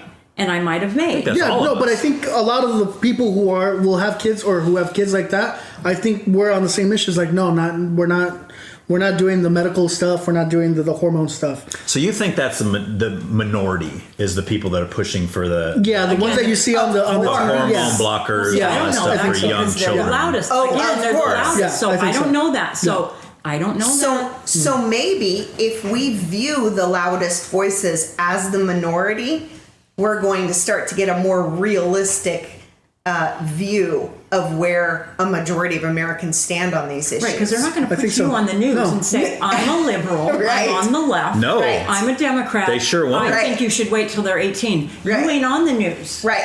Yeah. Okay. Right. You're gonna love my opinions. Well, on the it's like what they say about going at the airport. Thousands, hundreds, thousands of planes leave and successfully land without issue. Right. What gets on the news? The car crash. Of course. Yeah. I'm going to throw a statistic out because this is me being on the right with my facts. But I'm just curious. Like this statistic kind of blew me away when they were talking about And of course, statistics are statistics. You can only be so accurate, right? You're not getting the poll from everybody on the planet. Or they're total right? liars. Or they're total liars. I don't know about that, but not total liars. I'm just kidding. But there was a stat that came out maybe 6 months ago, maybe longer, pretty recently, about the number of trans in the country. Yes, I think it was thank you. just. I think it was just in America. They didn't do the whole world. They just did America. Okay. And I'm probably going to get numbers wrong here, but the gist was they did it by age demographic. And they found that the highest group, as far as age demographic, that identify as transgender, were 15 to 19-year-old girls. Sure. Yeah. Sure. So, that being said, what does that mean? Like, because let me go back for a second. I'm sorry, I opened that up, and I know you guys want to comment on that. But let me tell you where I'm going first. So this is true of this has been true of just the gay community in general. Yes. To where people will say, well, you know, people on the one side will say, well, there's a lot more gay people today than there ever was before, and then the other side argues and says, no. There's always been that many gay people. Yeah. It's just that they were scared to say anything. Yep. Okay. Yeah. So then they apply that to the transgender issue and they say it's the same thing. Mm-hmm. But this statistic, to me, indicates something different. Because if that was true, then there would be that many, it would be pretty equal. I mean, not equal, but, you know, it wouldn't be that staggering to be like, 70% of those that identify as trans just happen to be 15 to 19-year-old females. Okay. To me, that says there is really something to be said to the argument of, I was born this way, this is who I'm becoming outside of influence, outside of any of this. It really, to me, gives credit to the theory of the pushing of the agenda, the pushing the youth to go this direction. Another interesting stat, and then I'll let you guys talk. Take that. And is it's not really a stat, but it's an interesting thought. And this is something else Matt Walsh said. My man, Matt Walsh.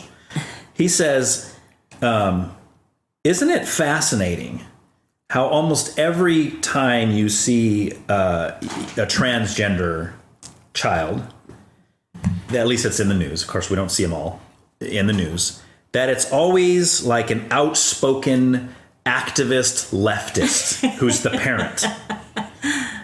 So add that to what I just said, and it's to me it seems like there's a lot of pushing in that direction to where kids go up to their parents, Mommy, I feel like I'm a girl. Oh, you do? Well, let's get you a dress. Let's get you some Barbies. Let's go do all this. Well, because now you're because to her point, when that little kid says, I think I'm a girl, they probably do not even mean what that parent is going to go at them. And if the adult can't define it, how is a kid? Right. So, first question is, what does that mean to you? What mean? Oh, what does it mean? That would be the question. And that's my point, is they don't ask that. And then the next question, which is what I asked, is, what would you like to do about it? Right. And if their answer is, I want to go buy some Barbies. Right. Cool, let's go. Right. What's wrong with that? I have no problem with the boy playing with Barbies. Saying you're crazy, you go to your room, you're not going in the house again. Right. It's just as That's wrong. the other it's side of it. Extremes that are bad for a child you're bringing That's up. a great point. I would not want either one. I wouldn't want my parent bring it up. What else? What else would you like? What else do you want? Yeah. Because I'm going to start making stuff up because mom's real happy with me. I'm getting more likes from mom. But if the other extreme is go to your room, that's crazy. We're taking you to church. We're going to have an exorcism done on you because you're going to Right. You're going to rebel and you're going to run away. Yeah. Right. Both extremes bad. Yeah. Minorities. Exactly. Minorities. But they're ones. But I don't think the majority of trans kids are being pushed by their activists. But they're by their own peer groups. They are. When you're out at school, these people are congregating. Then it could be because of the group. Yeah. Oh, you're coming. At that point, yeah. So don't get anything until they say, "I'm thinking about what? I'm thinking about me. That I might be a guy." It brings attention. Yay! It brings It's attention. Just, you get more the likes, puberty you get more hits. attention, Yeah. you get more pats on the back. Who would It's the reject communist that? woke. Yeah, I agree. The public education is being right now infested by communist woke quote unquote educators. I think that is a problem. But I think the majority of trans kids aren't being pushed. I think the majority of trans kids is like, hey, I'm not what my pants says, what my pants has, that's not me. I don't feel a connection. I don't feel a connection from my insides to my outsides. Yeah. And I think that it is because we are allowing it to be more mainstream. We're allowing it to be discussed. I would say we're making yes. more mainstream. I think there could be. I think there's some folks out there. Some of that, but it doesn't mean it wasn't happening. Years past, it was happening, but it was being repressed. Is it happening more now? Yeah. Yes. Right. Is it happening now amongst adolescents? Yes. Why? Because their brain is highly malleable between the ages of 15 up to 25. Right. So we've opened the door. But they were just as highly malleable 20 years ago, 50 years ago. Right. But the percentage probably has not changed. So I am probably speaking to your point then. The options weren't there. The options weren't available 25, 30, 40 years ago. So you believe that there's always been this many trans people? No, I believe that there is a sliding scale. And I've talked to you about this before as far as heterosexuality versus homosexuality. Same, I'm not going to say same. Similar sliding scales. So follow me on this.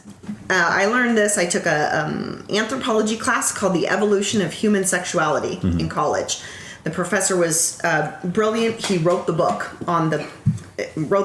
we had to read for the class. He literally wrote the book. Okay. So in the book, he said... bias there. He says, buy my book. You get the money? Okay. So there's a sliding scale from 1 to 10. Okay? 1, 2, and 3, you are a boy, you are a man, you are male. You have the boy parts. You identify as a male. You will always be a male. There's no okay. So then you go 8, 9, 10. I'm a female. I was born a female. I identify as a woman. I have the woman parts. I am a woman. Okay. But then there's the 4 through 7 is this fluid middle portion, and people slide towards one end or the other.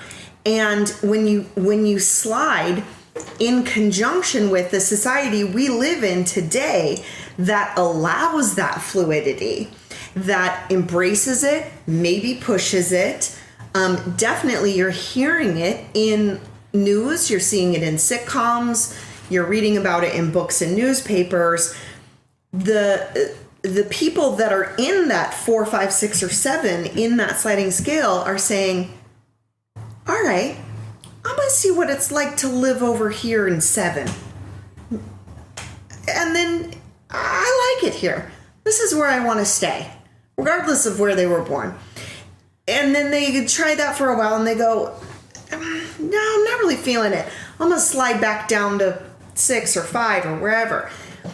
I don't think there's anything wrong with giving them permission to explore that scale. Just within that realm of sexuality? Or do you think that expands to anything? Well, the original notion in the book was actually about homosexuality versus hetero. So 1, 2, 3 on the sliding scale is I am gay. I am this sex and I'm attracted to my same sex. Right. 8, 9, and 10 is I am completely hetero. I am this sex. I am completely attracted to the opposite. And then the 4 through 7 is this sliding fluid. Right. And his concept about homosexuality is it's not black or white.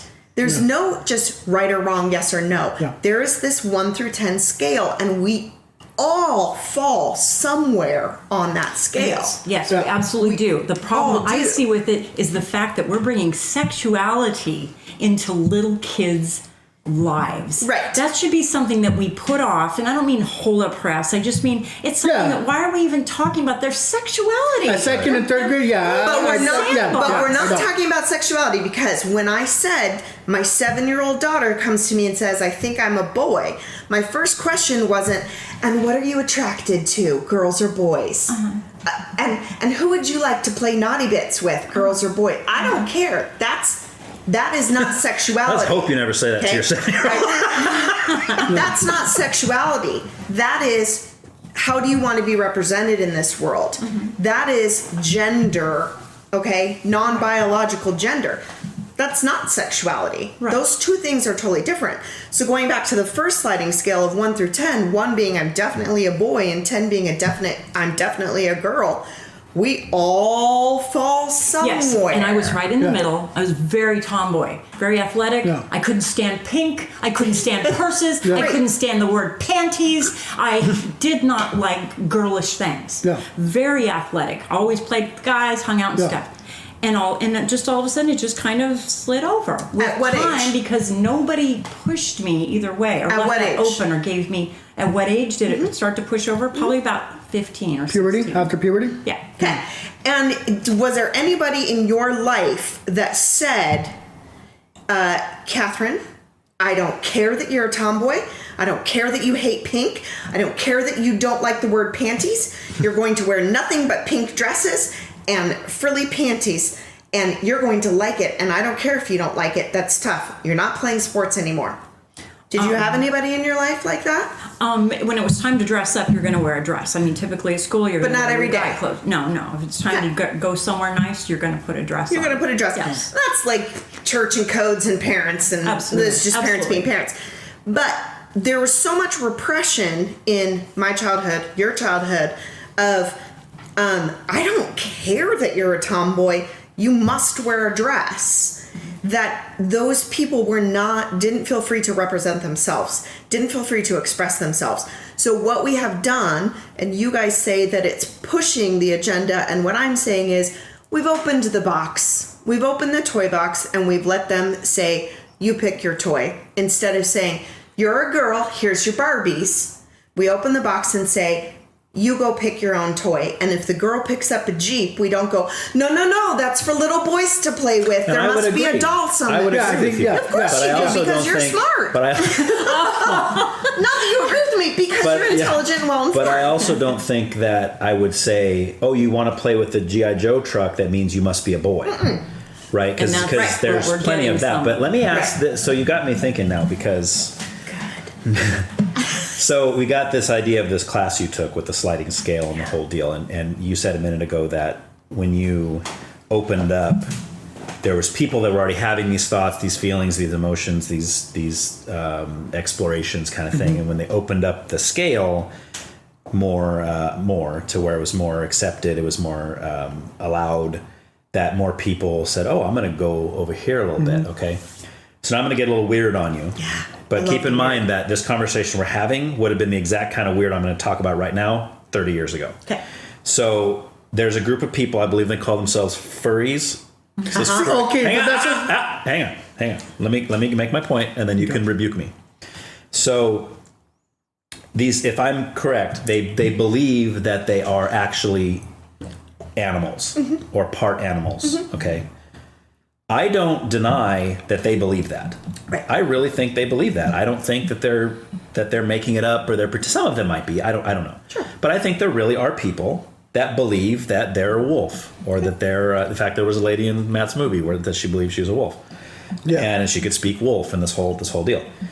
So, by the same token, and let's say because of that, this person believes this is the guy believes a wolf, therefore wants to be in a sexual relationship with animals, or with another wolf, or let's say he believes he's a dog, so he wants to be in a sexual relationship with a dog. I know I'm getting weird here, but bear with me. So then the same thing happens 30 years from now, let's say, and there's another guy who wrote another book, and it's the same basic concept, except it has to do with bestiality, okay? And now we've got this sliding scale where some people are kind of curious. Well, I wonder what it'd be like to have sex with a dog. I've never done it before. Maybe I would like that. I kind of feel like I'm a dog. So then they open this up. Do you see us getting an influx of furries in that realm in the same way that we're seeing an influx of trans kids in the 15 to 19 age bracket? No, but I think there's a lot of parameters that need to be explored in my answer and in your example. One, there's the preconceived notion, and well-regarded opinion that bestiality is a sin, and I think illegal in most states. Mm-hmm. Okay, so there's a legality issue there. Yeah, but that doesn't matter because if transgender is illegal, it could change. It could change, but for right now, there is that, and I think it is a more extreme, because I know how you are with your extreme examples. To the extreme, like Vanilla Ice. To the extreme. Ice, baby. You rock the mic like a vandal. That show does. Cultural appropriation. I know. That was for you, buddy. There is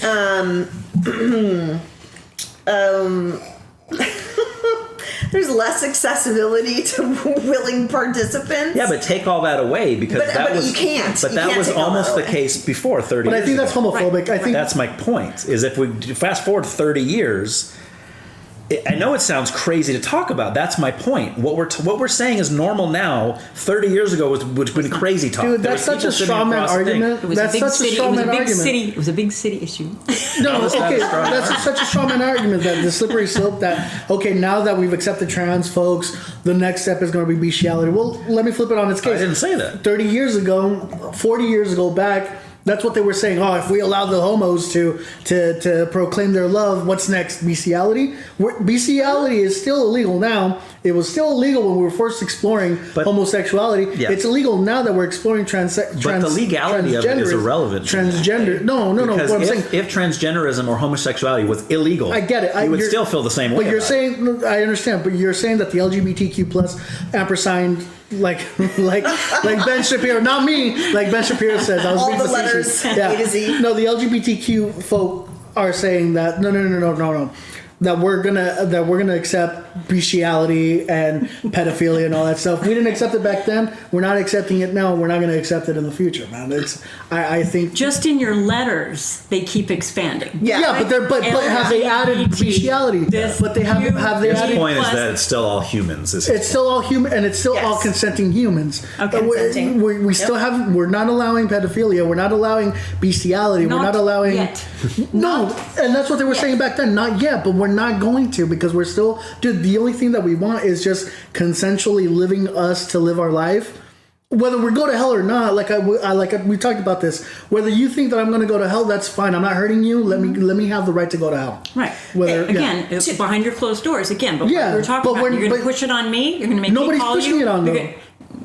Two things. You kind of are. Two things. Kind of are. 2 things. 30, 40, 50 years ago, more people in the U.S. tied gender with sexuality than they do today. So what you and I just said 10 minutes ago. Meaning they were the same thing. They were the same thing. Of course. That if you are a boy and you want to be a girl, you're a homo. Because gender was only with language. Right. So that doesn't have. So there's a big difference in approaching the subject now than approaching the subject in the 70s or even in the 80s, because a majority of Americans that many years ago said, if you are a guy and you want to become a girl, you're a homo. Yeah. And now we go, those two things don't have anything to do with each other. Right. And we know that. And now we have more case studies. Even you can say, I don't believe in these personal choices, but I see that they are two different issues. Mm-hmm. These are two different issues. Absolutely. So there's a difference there, right? Which means the conversation today is different than the conversation in the 70s. Mm-hmm. Because I wouldn't want to say, I'm a girl and I'd really like to become a boy, because I don't want to be called a homo or a faggot or whatever. Yeah. Because I know that has nothing to do with it. But that would have been the conversation back then. Sure. Yeah. I can say that now. I'm a girl and I would like to be a boy. And with pretty clear certainty that most people would not think that would mean I was gay. Right, because it's more accepted. Think that's a good thing. Yeah. Not all people think that's a good thing. You're right. You can call it progressive. You're absolutely right. Progressive, because it sounds like such a good word. We're progressing. But are you worried that we're going to go after dogs and kids? We didn't accept it back then. We're not. That was point number 2. Yeah. Is we're not there. I think this notion of groomers is absolutely ridiculous. I don't think that because I'm okay with being gay and I'm okay with transgender, that I'm going to approach my young nieces and tell them that they should look into it too.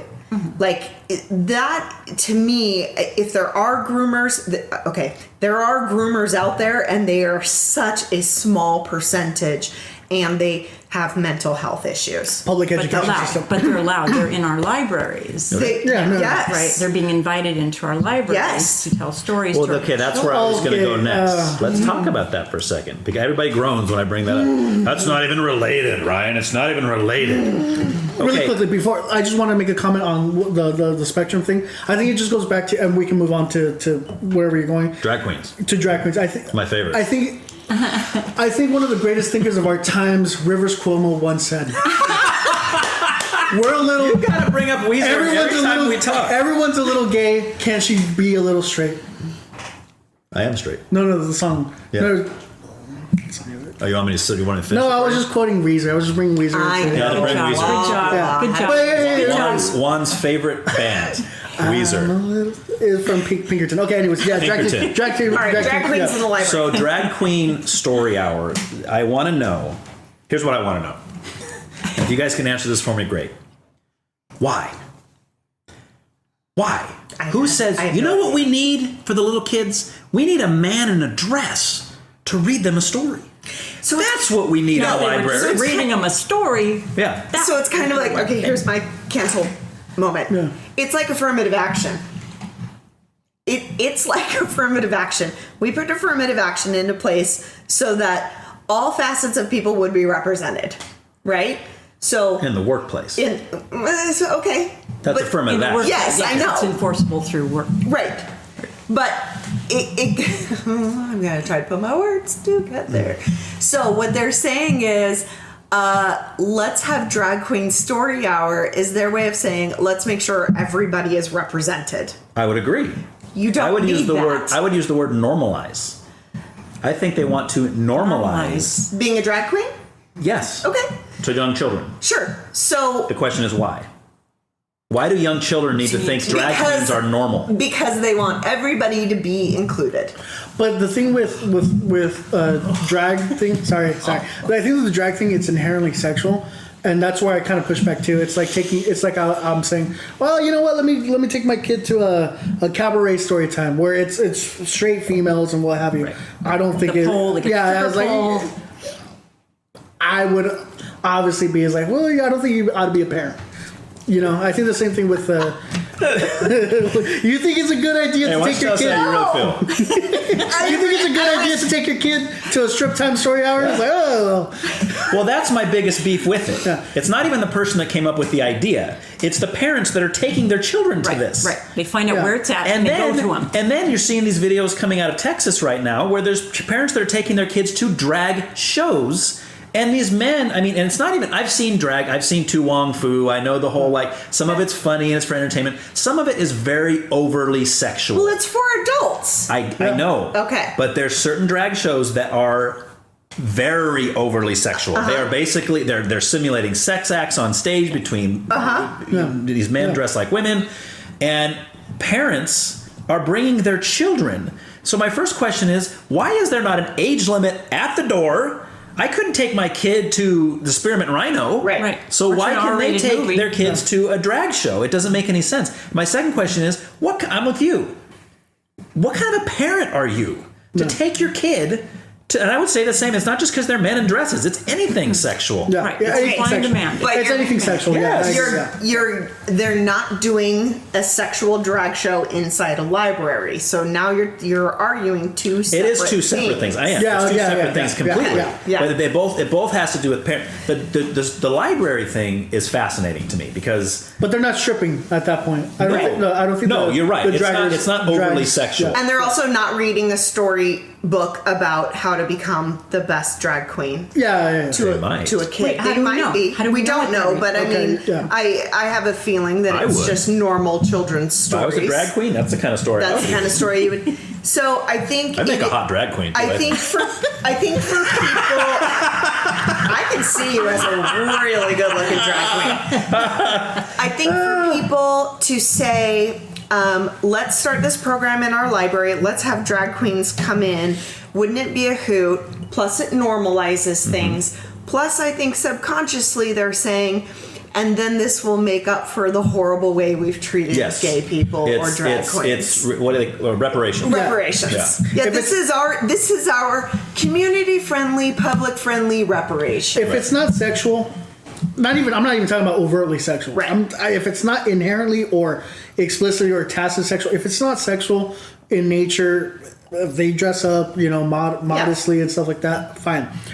At the same time, though, I also want to have, hunters come in and, do hunting story time and stuff like that. Yeah. Where we talk about guns and stuff like that. Because, we that's have like the guys from Duck Dynasty. I would have the guy. Well, if they're exactly. No. Okay, I think that's a good thing. I think it's a good thing. No guns in the library. Please. If they come and talk about the benefits of hunting and stuff like that, and we talk about how don't bring a real gun and stuff like that, but the mechanics of a gun, fine. As long as they don't start preaching, they're proselytizing their religion. Okay, but if we want to have the Duck Dynasty guys come into our library and read for I gave you the drag. I gave you drag. No. Oh. What you're saying is you want the Duck Dynasties to come in and share stories about hunting. Yeah. What I'm saying is no. The situation that's happening right now, Duck Dynasty guys are coming into the library and they're reading Rikki Tikki Tembo. They're reading The Ugly Duckling. They're not representing. They're not representing what they stand for. Yeah. That's why I asked Ryan, are the drag queens going in and reading stories about drag queens? No, they're reading Rikki Tikki Tembo. They're reading The Ugly Duckling. No, but they're reading books that are accepting of the LGBTQI. No, which I agree. No, or no. I would want just here's the story hour. Okay.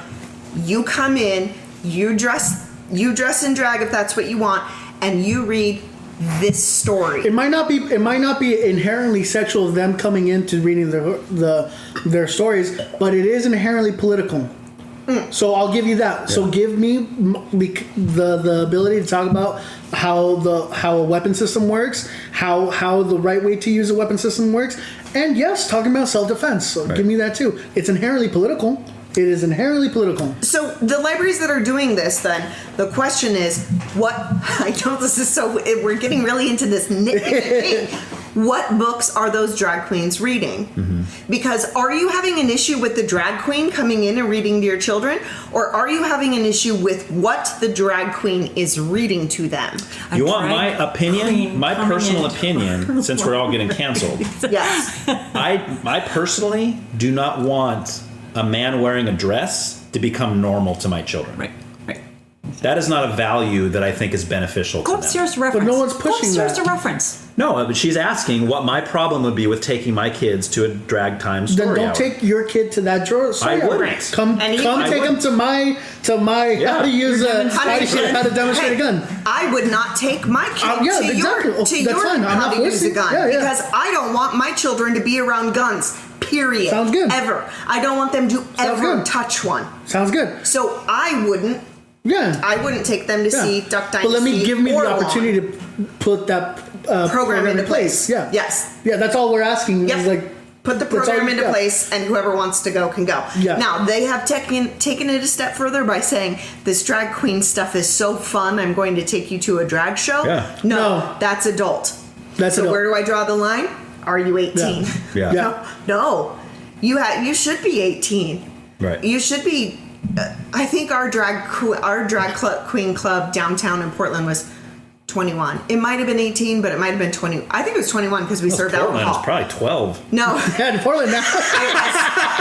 It was 21. I remember now because we did sneak a friend in with a fake ID. It was 21 and it was strictly enforced because there was alcohol, but also because the show was very overtly sexual. Right. It was fun to go when you turned 21 in Portland. It was kind of like a rite of passage. So it was always bachelorette parties and like 21st birthday girls, in there. Yeah. Super fun time. Would I take my nieces? Would I take? No. Now, what if a friend of yours was taking her children to something like that, would you? That's her parenting and I her was going to ask you business. if you feel strongly enough to say something to her, or like, do you feel like those kids would be, or let's make it even more passionate for you.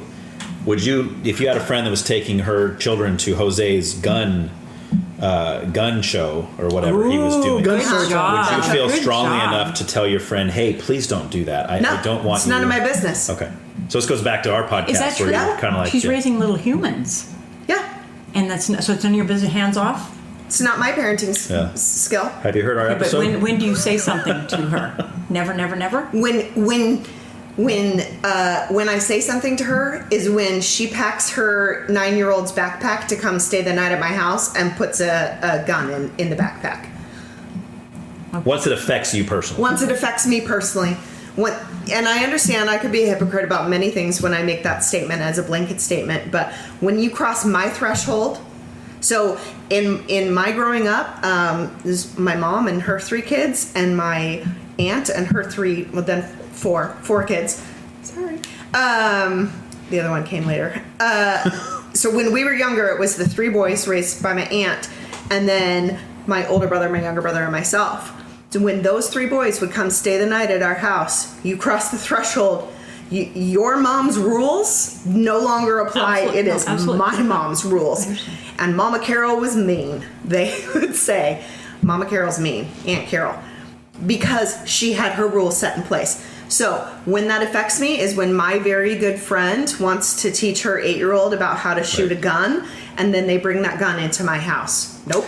Which no responsible gun person would. Hey, take this gun. Obviously. Which is true. Yeah. But I guess, and this is where we went when we talked before, but this is a concept that is foreign to me. I know. It really is, because when I have certain viewpoints on whether it's morality, whether it's the safety of children, or whatever the case may be, those viewpoints definitely go to a care for other people's children. Like, and I think they would for you too, if it got to a certain point. Like if a gunman goes into a school and starts shooting them all up. Now, if your kid's in that classroom, obviously you're going to be more passionate about it. Yeah. But you're still going to have care for those other kids. You're not going to be like, well, all I care about is my kid. Right. Get my kid out of there and I could care less what happens after that. Right. No, of course you're not going to feel that way. But you got to pull it back and pull it back and pull it back. Eventually you're going to get to kind of that line, right? Where there's certain things that you would be okay with other people's children doing that I wouldn't be. That I'd be like, no, I think I would get to the point where like there's only so much I can do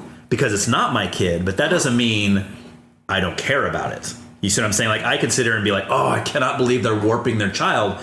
But they have the legal right, unfortunately, to warp their child in that way. Yep. So I think I think if it's of course, if it's another person's kid or my kid or what have you, then I'll be like, oh no. I think for the gun analogy to work, it would be okay. You can take your kid to the drag story time.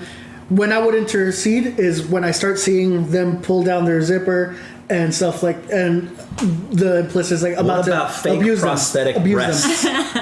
Because that just happened. I would go after is like once you start seeing the unzipping is like, oh okay. So it's just the lower half of the body. Well, no, the but top's okay. But we just agreed that the story time at the library is moderately. So they probably wouldn't show the best. Right. What did we just agree on? That the story time at the library would not be sexual. They wouldn't be wearing over. Yeah, so it wouldn't be. But if they start doing this and it's like, oh, okay, take off their. So be a man dressed as June Cleaver as opposed to dressed like Little Kim. Mrs. Doubtfire. Right. Yes. Right. Yeah. Exactly. Okay. Yeah. Yes. What if Mrs. Doubtfire? A man dresses as Mrs. Doubtfire to come into our library to do story time. Right. And the story they choose is The Cat in the Hat. Mm-hmm. Okay? Mm-hmm. You have an issue with the fact that is a man wearing a dress. Yes. I don't. Right. Yeah. So that's what is the point? Just like he says. Right. Why? What's the point of having an issue with it? Well, just curious. I'm curious as to where I'm going to drag my kid and what I'm presenting to my kid. It's like, this guy is dressed up. It's really a guy, but he's dressed up as a woman. So just, And so this is where we differ, because I would say to my kid, some men like to put a dress on. Yeah. I would say that too. I would say some men, and then I would follow it with, and they're called weirdos. That's where you and I Just differ. kidding. Just kidding. That was a joke. I'm not kidding. What Hence he said, the I'm not laughter. kidding. Hence the laughter. I grew up. I didn't laugh. Ryan. I didn't laugh until I said this is a joke. I grew up in a liberal leftist hippie town. Okay, so the things I saw there, yes, they were normalized, but I don't think that was to a detriment to my upbringing. I don't think that made me a weird person. But of course it did. You are really weird. I'm weird all on my own. How weird she is. I'm she thinks she's not weird.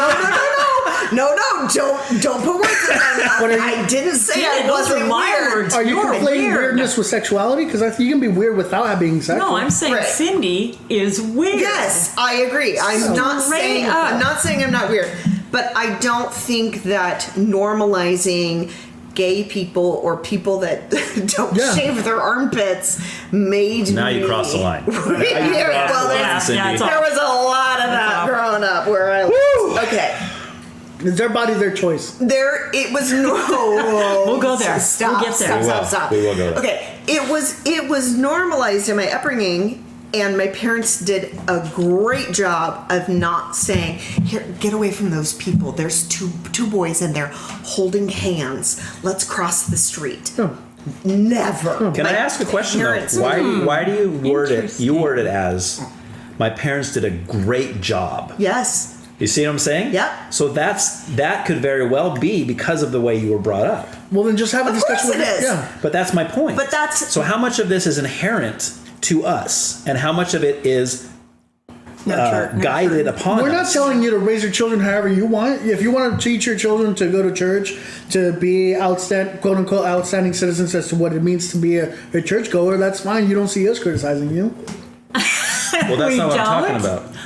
This whole notion that Christians are the most persecuted people in America. Just no, come on. Okay, we'll go there. We'll go there. Okay, we'll go there. Okay, we got a lot. Well, but that's not what I was. That's not even. What I don't know what you're So talking about. my personal view is yes, my parents did a good job. That's what you're saying, because they did not persecute the people surrounding us in our town. Right. They let me, allowed me to have the freedom to make my own beliefs about those people, and normalized every person I came. Really though. Right. That's my point. Yeah. Because by your parents' guidance and not. And again, I'm not saying that either side is right here. I'm right in this conversation. All I'm talking about is parenting and how it affects our children and the adults we become. Mm-hmm. So by your parents not saying, "Hey, let's go the other way. Let's not see those people." Okay. They have made it now to where that's the person that you are. That's okay. So, but you're saying, "Oh, they gave me the ability to decide for myself," but that's true, but not really. Well, because they didn't give you any. They just let you. They by not. I'm going around in my head. By not saying something, I'm not going to say derogatory. I'm not saying they should say, "Satan, spawn of Satan, get out!" No. But by not saying anything and by saying, "Oh, that's normal," or letting you think that's normal, that kind of makes a decision for you. But you can only go one of two ways. I know. So you're damned if you do and you're damned if you don't. You either expose them or you will keep them in the dark. I wouldn't say either one of those. You either say this is wrong or you say this is okay. And that only matters if we can determine if it's wrong or right. And if it is wrong or if it is right is completely irrelevant to whether or not we think it's right or wrong. But that is up to the individual person. Is it? Yes, it is. Because when as I got older, I could have, in my brain, made my own thoughts about how I viewed homosexuality. Yes, my environment would influence me. Right. And I would say to this day, people that struggle with accepting homosexuality are influenced by their upbringing. Sure. In the church and their parents, grandparents for generations. See, it goes both ways. It goes both ways. It absolutely does. But there's no third option. But she still had all the available options. Yep. see gay people, see trans people, see straight people, and then obviously she grew up because she was already exposed to that. Yes, we were inherently going to lean that way, regardless of accepting folks. Well, not inherently, but I would say not inherently, but we culturally, we were going to be more accepting of that because we saw that, as opposed. But I could still have turned up a bigot, but I had all available options to me to end up making my own choice. I think it's funny that acceptance is always a good thing. No, but I accept everything, so that means I'm a better person. I'm more virtuous than you for not accepting everything. But we're not saying accept everything. I wouldn't say I was more virtuous than you. No. Well, the lawn signs do. Yeah. And so the ones that say I accept everything means I'm a better person than the person that does not accept everything. And I have a big issue with that. Yeah, but the people on the lawn signs are also the same ones that treat people at the at what do you call it, food service workers poorly and stuff like that. So I'll grant you that. Oh, yeah, that's the thing. Yeah, wow. Yeah. Okay. Wow. Yeah. Okay, so what I was getting at with you was more of a back to like an absolute truth kind of issue, and I think we'll maybe delve into that a little bit after the next little intermission. But before we leave the transgender thing, it's something that Kathy brought up that I totally want to talk about with that is the sports. So I've already kind of got some of his thoughts on this. I want to get him again so we can have it on the podcast. But more honest. Back to the idea of, if a biological male believes themselves to be a woman, so you would say in sex they're male, but in gender they're woman, right? That's the way you'd word that. Mm-hmm. So that person, that's a trans woman? Yeah. A trans woman. Okay. Should they be allowed to compete against the biological women? No. Why? Because biologically, physiologically, the biological male has different body composition than a female. Yes. That gives them the advantage. More dense muscles. Mm-hmm. They have more dense bone structure. They have more testosterone. Their hormone levels are different. Their muscle tension is different. I mean, so many things. Physiological, completely physiological. This has nothing to do with how you see yourself in your head. I'm going to completely accept and embrace that. But physiologically, you're pitting a male against a female, and I don't agree with that. So they're saying currently that you have to have been on hormones for a certain amount of time before you can start doing that, but that's not going to diminish your muscle mass. It'll diminish your testosterone or your estrogen levels or testosterone levels or whatever, but not your muscle mass. No, I don't agree. I don't agree with that. So how do you address somebody like Leah Thomas, who is the swimmer? The biologically male swimmer who changed his name was Lance or something and changed it to Leah. I forgot. Anyway, started competing in women's sports, and you have both sides of the aisle or have different reasons for fighting for whatever side, and he's winning all these awards and he's just dominating, right? Just destroying everybody, of course, right? Because like you said, naturally, physiologically, exactly. And you go back and you look at his scores when he was swimming competitively with other men, and he was like in the middle somewhere. Yeah, like 200. Like way down the line. Okay. Decent swimmer, but by no means would he ever been on the news if he wasn't competing against the women. Right. So let's say he's sitting right here and addressing this, and he says, "No, Cindy, I am a woman. So since I am a woman and I'm a swimmer, why can't I compete in women's swimming?" Would you say, well, we should probably just change the name of it to female sports, and then we wouldn't have an issue, because it sounds like everybody at the table is agreeing that a female is a biological woman? Okay, I wouldn't change the name because that is getting way too PC and cancel culture, and we can't say anything. Okay, so I don't care about changing the name, but if he or she is sitting here saying, I am a woman, why can't I participate in women's sports? My answer would be, because you're a male. Okay, but you realize that if you were on the news and somebody asked you that question, your side of the fence, the more left-leaning, would destroy you. They would have posters up all over town with a big X and bullet holes in the whole because that's what they say. Well, they say, no, if you believe you're a woman, you are a woman. So why, therefore, shouldn't you be allowed to compete as a woman? I agree with everything you're saying. Yeah. I'm just saying that's not the the popular view from that side of the fence. Because people are intermixing woman and female. Right. And those are two different things. Well, and I like that you said that early on today, because that's helpful to me, because one of the things when I talk to him all the time is that words need to have meaning. Yes. So it becomes a problem when if I say woman, I have what I mean by that, and if he says woman, he might mean a biological male who believes they're a woman. I don't mean that when I say woman. An adult human who identifies as female. Correct. See, I don't mean that when I say woman. Right. So we can't have a conversation if we're using the same word, but we mean two different things by it. I agree. So we need to have our terms defined before we can even enter into the conversation about it. You know and what that's I mean? when we have those clarifying statements. Right. But do you want to start calling it female sports? Fine. Do I think that's necessary? No. Depends on the sport. I think it just depends on the sport. It also depends on the sport. Yeah. If it's boxing and mixed martial arts. What about swimming? Or one-on-one. See, swimming is a one-on-one. So here's what I would propose. If I was the Olympic sport, what do they call that? President? Whatever. Okay. Then the person who identifies as a woman but is biologically a male, they get a handicap. You figure out what that handicap is, that's what they get. Golfers get a handicap, bowlers get a handicap. It's how you even the playing field so that even you're playing against a less professional golfer, they get the 3 handicap. So that evens the playing field a little bit better. So if we're going to put transgender into sports, have transgender sports, then they have to have a handicap. You either get an advantage or a disadvantage based on what the sport is and what you are. I think depending on the sport, why do we have to have different men's baseball and females baseball? Oh, you want it to all be co-ed? Well, no, because then it wouldn't be interesting. Now you done said it. Tell me how you really feel. I don't know, man.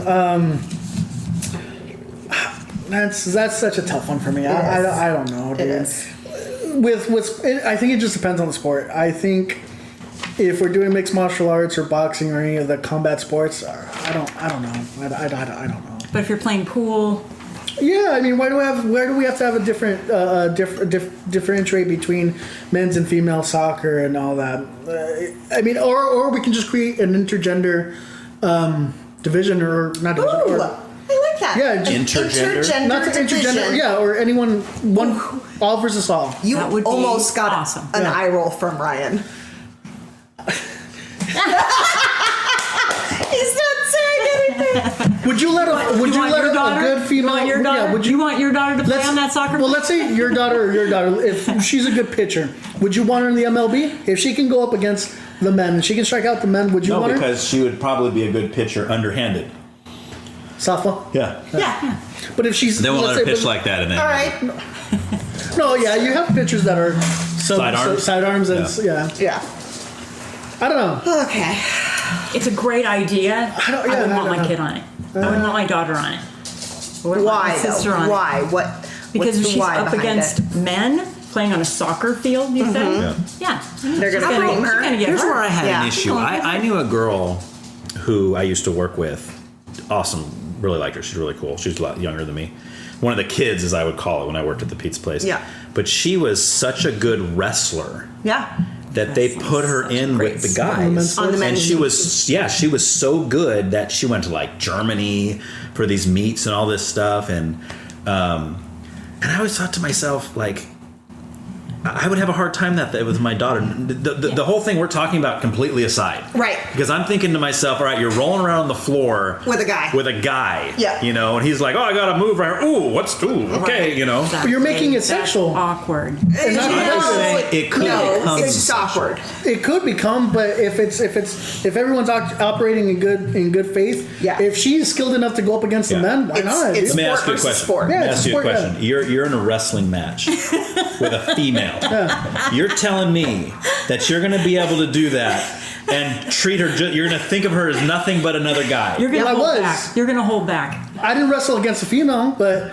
if I was in that situation at that point, I'm not trying to cop a field. I'm not saying you'd be trying to. But You're that would going be to. accidentally.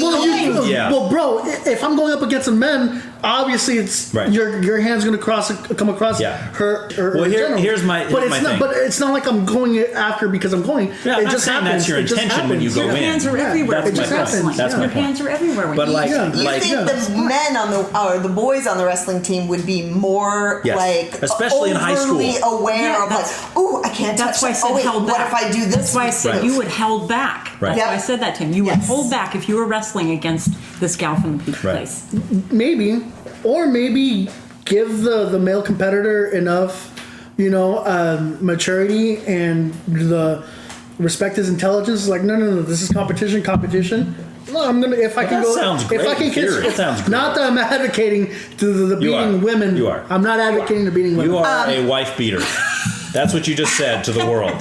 Wrestling on record. Wrestling is actually a really good example of this scenario because you have to wrestle within your weight class. Weight class. Yeah. One similar size against another. So I would do transgender and I would do co-ed with wrestling. And intergender. Such a good example. See, the problem with having a transgender or an intergender. Well, if you have a transgender woman going up against another man, I don't see any controversy of that in your viewpoint. No. Right? Okay, then if it's they're both biologically male. But if it's skill for skill and same weight class, then why is it such a big deal if it's a transgender woman? If it's a woman versus a transgender woman. So now you confuse yourself. If it's a woman versus against a transgender woman, because in the viewpoint of that, it could also just be on the other side of the match. It's another It's a man versus a woman.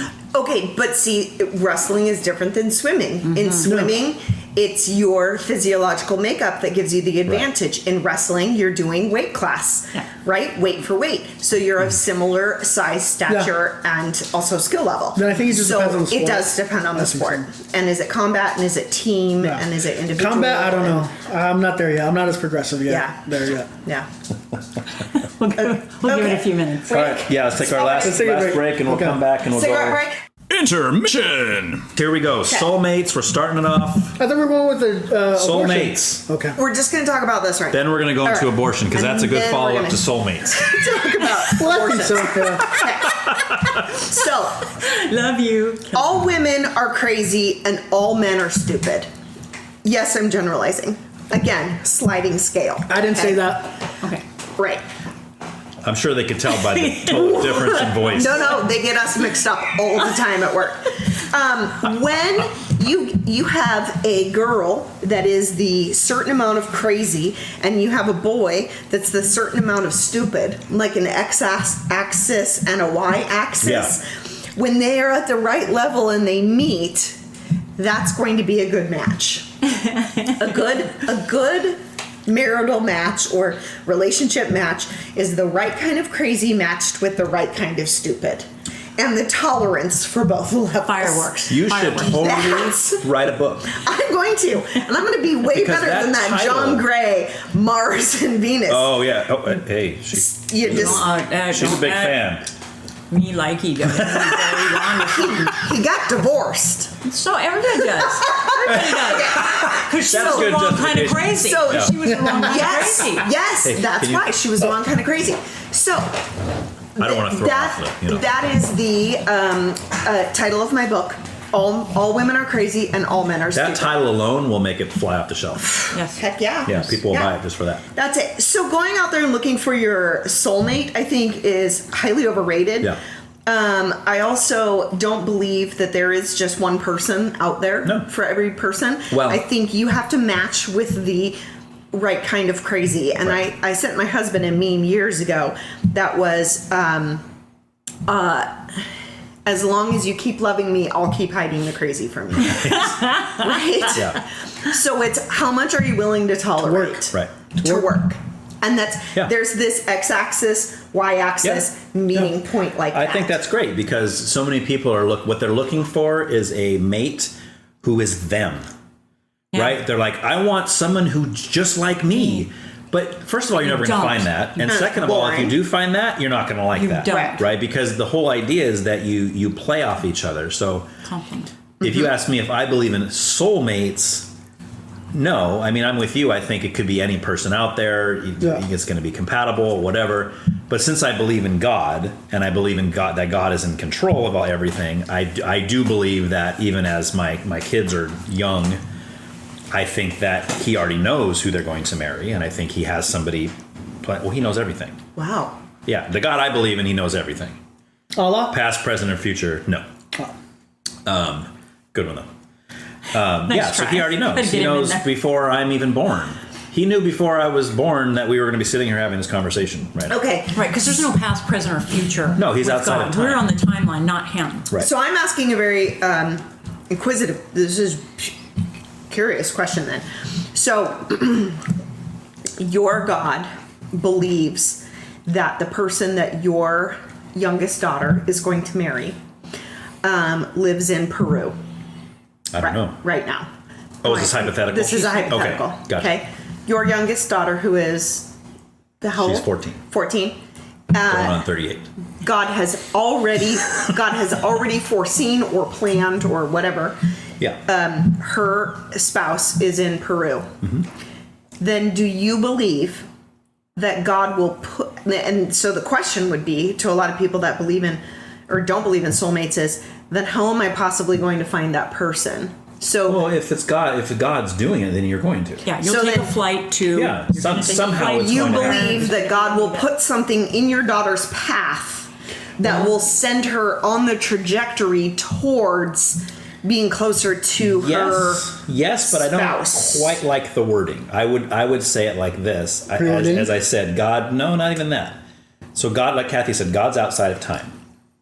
So there is no tomorrow. There's no yesterday. Everything's now. Mm-hmm. Which is, our brains can't even comprehend that because we exist within God time. Was born because that's what we are. Correct. So I would say that God knows. He already knows who my daughter's going to marry. Mm-hmm. That doesn't necessarily mean that he's making it happen. Okay. Although I think he does have he can, and he does have a hand in it. So let's say that it's going to happen that she's going to marry some guy named Bob. Okay. And Bob lives in Peru. Then of course it just goes without saying that somehow, because in the future if she's with Bob, then obviously in the past somehow she met him. Right? That's a given. That can't be something true in the future if it didn't happen in the past to get there, right? I don't understand that. So in other words, you're sitting here today, right? This would never have happened if in the past you didn't get a job at the library and you didn't meet all of us. Okay. You see what I'm saying? That has to happen. Or maybe not even that. You had to meet us somehow. Right? You couldn't be, because otherwise you'd be sitting here going, what am I, who? Where am I and who are these people? If I was truly destined to be here on this day at this point. You would be. But I didn't get the job at the library, I would have met you some other way, some other day. On some other day. Okay. Right. And then you say, well, maybe I'm not destined to be here. I'd say, well, you're here. So you are. Mm-hmm. Right? But then that gets into, and I know you talked about like destiny and fate and that whole kind of thing. Yeah. And what I was kind of telling you at work is that my problem with those terms, I have no problem using those terms. But I have a problem when people use those terms and they use them in a way that shows like no what's the word? Guidance? Okay. Guided.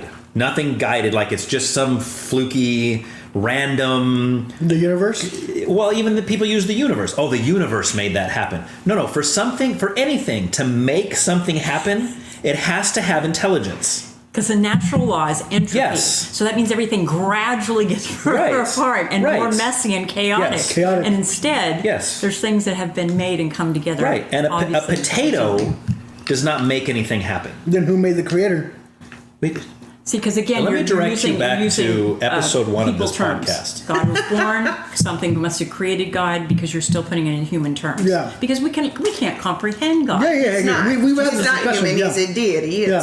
And if you go back to episode 1 of this podcast, my guest on that episode asked me that very similar question, and I answered that one. Mm-hmm. And my guest didn't like the answer.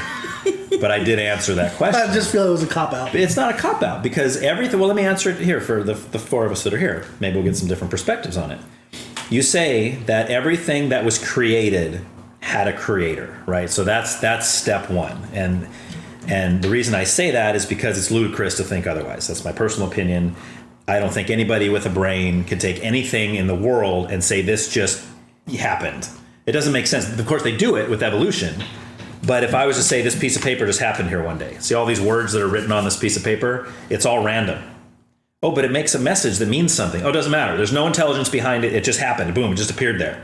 A tree broke apart, made paper, and it slammed it in some ink, and it just happened to make that random chance, no direction at all. Well, these are a little simplistic, but I get what you're saying. That's my point. Yeah. That's exactly my point, because this is simple. You know, it's not humanity and emotions and brainwaves and thoughts and all this stuff, right? So we say, so obviously there was some intelligent design. That's why when I get into the debate with people about God, I say, let's not even call it God. I don't start there. I say, let's at least first talk about intelligent design. Did something with intelligence, whether it's space aliens, whether it's a purple mist, right? Or whatever it may be, that created us. That's my starting point. It was a sparkly purple mist. A sparkly purple mist. You're right. Thank you. I apologize. So that's where I start. And once we can come to that common ground, because with most people would admit that. Most people say, well, yeah, obviously. Okay. You know. But then you say, well, then who created God? Right? That's kind of the who created the intelligent designer? Who would design the Okay, so it goes back. It has to have an end somewhere. It has to have a start somewhere. Correct. Start somewhere. Correct. Yeah. Right.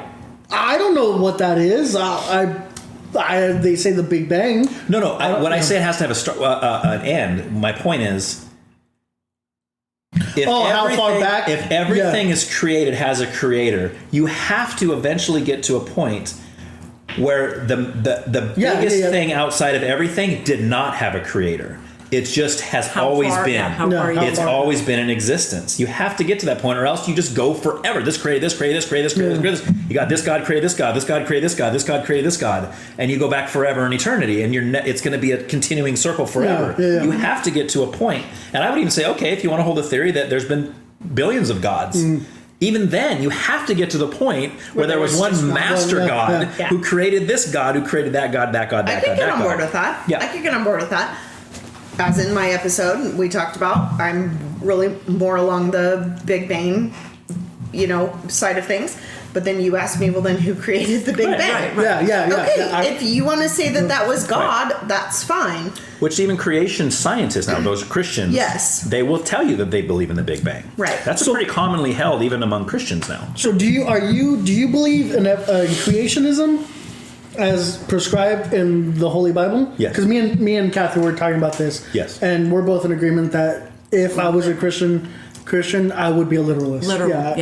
Yeah. Well, unless it's allegorical. And that's what we There are parts in the Bible. Yeah. But it's very clear that it's allegorical. Yeah. When Jesus will say, let me tell you a parable. Yeah. He's not talking about something that actually happened. And it's very clear. But when people say, oh, well, it wasn't really 6 days that God created. I mean, that's all allegorical. Where's your evidence that that's allegorical? A million years. A day was a million years back then. So yes, I believe in creationism as opposed to evolution, because I think there's much more evidence for creation than evolution. All right, so we got fate. Man, we're flying through. That was really easy, right? Because that was just we went from soulmates to fate and destiny. Fate and destiny. And the next is Well, and so just to wrap it up, I think from my side, from this corner of the table, fate and destiny. I think people put a lot of stock into fate and destiny. That something or someone is pushing them or guiding them or putting things in their path, and religious people will say, well, that must have been God's doing. That was God's will, or that was God showing me the path. Only when it's good to them, they'll say that. Right. Yeah, bad stuff, cancer, car accidents. They'll say that's of the devil. Those are the devil. All of a sudden, God loses control when cancer comes in. He can't do anything about it. Okay. And God doesn't control cars. No. So, right. I'm a big believer of fate and destiny. I just don't think that it is. I can't tell you what it is, but I don't think it is your God, the God that you believe in. But you have to at least admit that it's something other than... There's something. It's something with intelligence. There is something out there. Right. Yeah. I do believe in that. Right. I can't tell you what it is. Yeah. That's okay. You'll get there. This is a simulation. Oh, you think we're... I love the Matrix. No, I think we're in the Matrix. No, well, I mean, there's some times where you you read something or something happens, and it's like for it to be a coincidence. Coincidence? I don't know. Yeah. So I can't explain it, but I do. Oh man, now we're going into Crazyville here for me. Yeah, I think this is a simulation. I think this is. Oh, you're being serious? I'm being serious. So who made the simulation? Could be aliens. Right? It could be aliens. Could be something. Yeah. But this is It could be God's video game. It could be also God's video game. So let me ask you this though: if I could show you all the evidence for, like, let's say Christianity being true, and all the lack in this simulation, it could and be all true. the lack of evidence Yeah. that we're in a simulation and that it's aliens that did it, would you believe my theory? Present it, and then I would say, well, in this simulation that we're running, and this one specifically, it could be true. No, because part of my proof I'm giving you is that we're not in any simulation. Yeah, I'm willing to see it. But you believe if you saw evidence, I would see it. I would consider it. Yeah.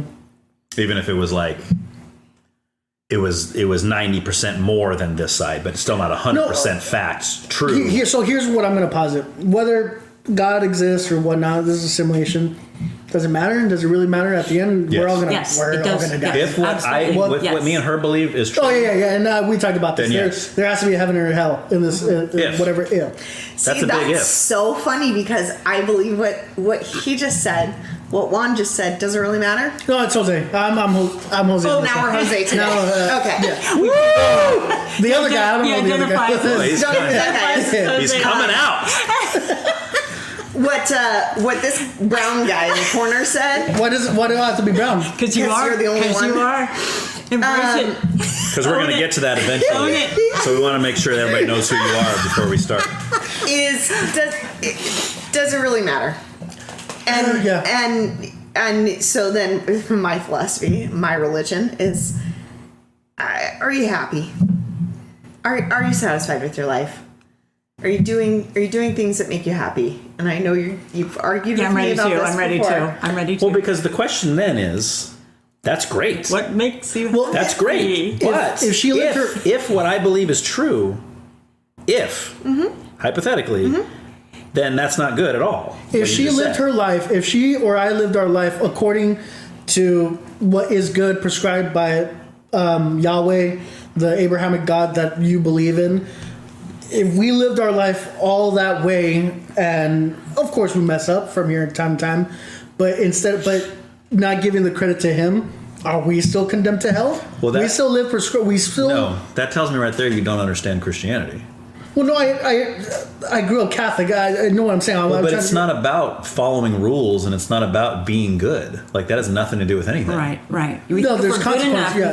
We think if we're no, good yeah, enough, I agree. I'll get to this whole check mark. This whole check mark of like, am I doing my check mark? The consequence. It's not like that. Yeah. Not that. No. The consequence comes when you don't have Christ. It has nothing to do with you whether or not you're life Mother without Teresa Christ is purgatory or going to hell.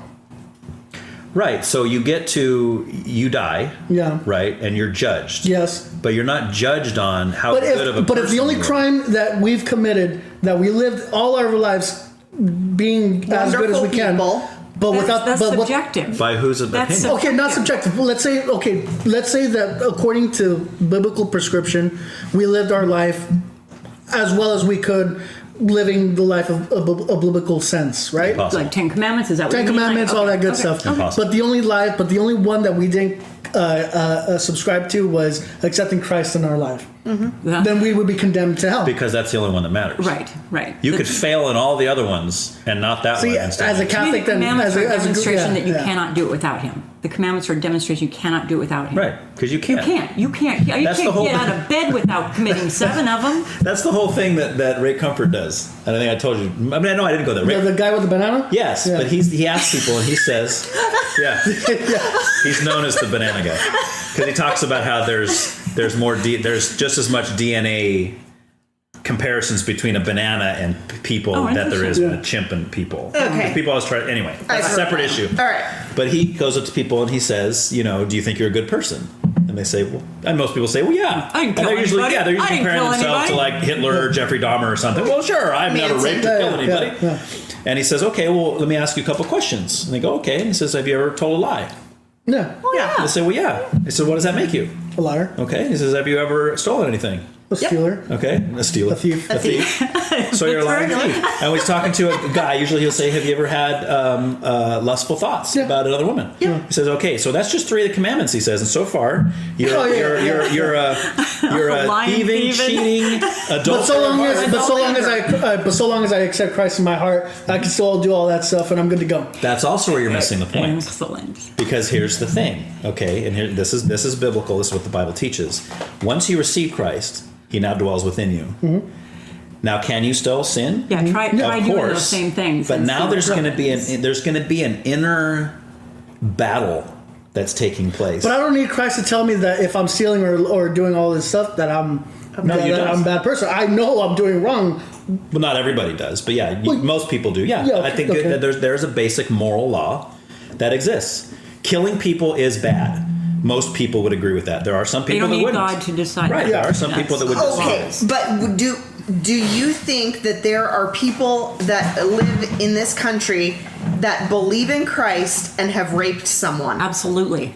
So when they go to heaven, when they die, and they are being judged on whether or not they've allowed Christ, but not judged on what they've done in their mortal life, you don't think that being a rapist factors into where you go? Being or what a rapist happens? is different than committing a rape. Think about that for a minute. The Bible's very clear that heaven is not going to have murderers, liars, rapists, thieves. It's not going to have any of those people there. And you say, wait a minute, what if you've lied or stolen? Okay, are you a liar? Are you a thief? Is your lifestyle one of being a murderer and a rapist? And the Bible also presents that it's impossible to be those things if you're saved. Okay, so I committed a rape and I love Jesus Christ. Before or after? Both. Does it matter? Yes. Wow. Yeah, both. Only because I would say I'm not sure that you could commit a rape if you were saved.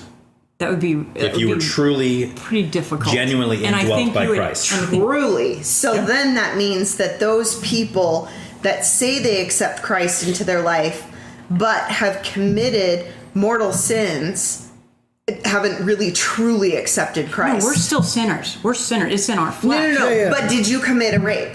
No. Okay. So if you did, what he's saying is if you did commit a rape tomorrow, then that means really that saved. Today you weren't really saved. First of all, let's clarify one thing. A parking ticket and a rape are the same to God. Okay. This is not. This is a human thing. This is lower. This is low level sin. This is high level sin. Yeah. It's the same to him. Yeah, but he created us in his own image, correct? And if we make the distinctions between a rape, which is very, very bad, and a parking ticket, which is not that bad, those are societal differences, though. Yeah, but he made us in his own image, which means he gave us the capacity to think, so we know that God's a thinker. If we are the way he made us, right? Well, I guess you have to define what his image means to you. Then, what that if he created us the way we are, being bad, then he created us sick and commanding us to be well, and then there's no winning. And then there's no winning. I'm not following you. I'm not either. Okay. Sorry. Are you following? I'm not following any of you because it's so much. We'll go back to Okay. The literal sense. God created us in his image, right? And within 7 days, he created what day? Yes, but it's in his image that we need to. This is where we get to defining our terms. Yeah, we want to make sure when you're saying made in his image means the same thing that we're saying. What does it mean? What you're saying? Well, kind of like what you said, in a sense, like having to do with you have the ability to think. You are a part of God in a sense, right? Not that you are God. No, that's for Dale. Right. But you are a part in a sense, like you are His creation, right? Okay. You have a soul, which I do not believe. Okay. Speaking of getting in trouble, I do not believe animals have souls. Yeah. I think that's distinct among humans. Yeah. I think human life. We want them to have a soul. Yes, all dogs go to heaven. Wait, you have a soul, right? Humans? Yes, humans have a soul. Okay. Yeah, humans have a soul, and that's what makes them distinct from every other creation of God's. And that's what I think it means to say we're made in His image. And also when we have to deal with the public that say that is society that says we believe that God stands on a cloud in a robe and holding a staff, and it's like with a beard. Yeah. What? Yeah, no. And then we're criticized for you saying that that's what we believe, and you go with it, just like we were talking about also, earlier. how you guys think how LGBTQ is all? Yeah, we get that. No one's saying that God is this person in a robe. A lot of people are saying that, but not. A lot of really? people criticizing a Christian because you believe some guy stands on a cloud. Do you believe? Okay, so do you First believe? Of all, where did that come from? Yeah, no, I think that's a. No, there's a lot of criticisms that know. Christians take because no one ever cracked the Bible. They're just saying, "Oh, you guys believe," and they start doing this head thing. Yeah, no. You guys believe that all gays should die. Whoa, wait a minute. No, hold on. Whatever he said is what he said. Don't bring me into that. Is there a heaven with you guys? Yes. Is it a celestial North Korea? It's a celestial North Korea. You know what you're talking about. Okay, here's what I want. This is my question, though. This is my question. I want to get back to this. Okay. Ryan, you accept Christ into your heart. You accept Christ into your life. Okay, that is what you think you need to accomplish, so that when you die, you're being judged, and they can ask you that, and you can wholeheartedly say yes. Well, they'll see that. Yes. Right. Okay. They don't have to ask. They'll see Is it. my son in there or not? Is the classification qualification? Okay. They will also see your sins. Sure. Yeah. Well, they'll see them through Christ, who's covered my sins. Right. Why? Why would he cover your sins? Because he accepted. He already did that when he died. No, he died. He already died. No, he died for. No, he died for. But you still have to receive the gift. Receive him. It'd be like me saying, "Hey, man, I bought you a Ferrari." No, see. And here's the key. Here's so your the key. Christianity is different. I already bought the Ferrari. I already bought it. But you have to go down and pick it up, and you just sit in your house, and you got the key sitting there. Yeah. You still don't have the Ferrari, even though I already bought it for you. No, I think this is where it's different, because I grew up Catholic, and I think I am going to go back to the Catholic. So for us, there is no salvation. We have to take in consideration our own sins, and then we have to tell the priest atone for them. So yeah, we always have to atone. So there's there's no one blanket that covers us, and we can live our life. Let me throw this at you real quick, just maybe for something for personal reflection for yourself, if you're thinking of going back into that. Yeah. I have lots of Catholic friends. I have nothing against Catholicism, but the question I do. The question that I ask is if Protestantism and Catholicism both come from the scriptures, right? We have the same Bible. The Catholic Bible has a few different books. extra books, but they don't really change a lot of the doctrine. So my challenge to you would be to look at things like that atonement needs to come through a priest. It needs to come through confession of sins to a priest.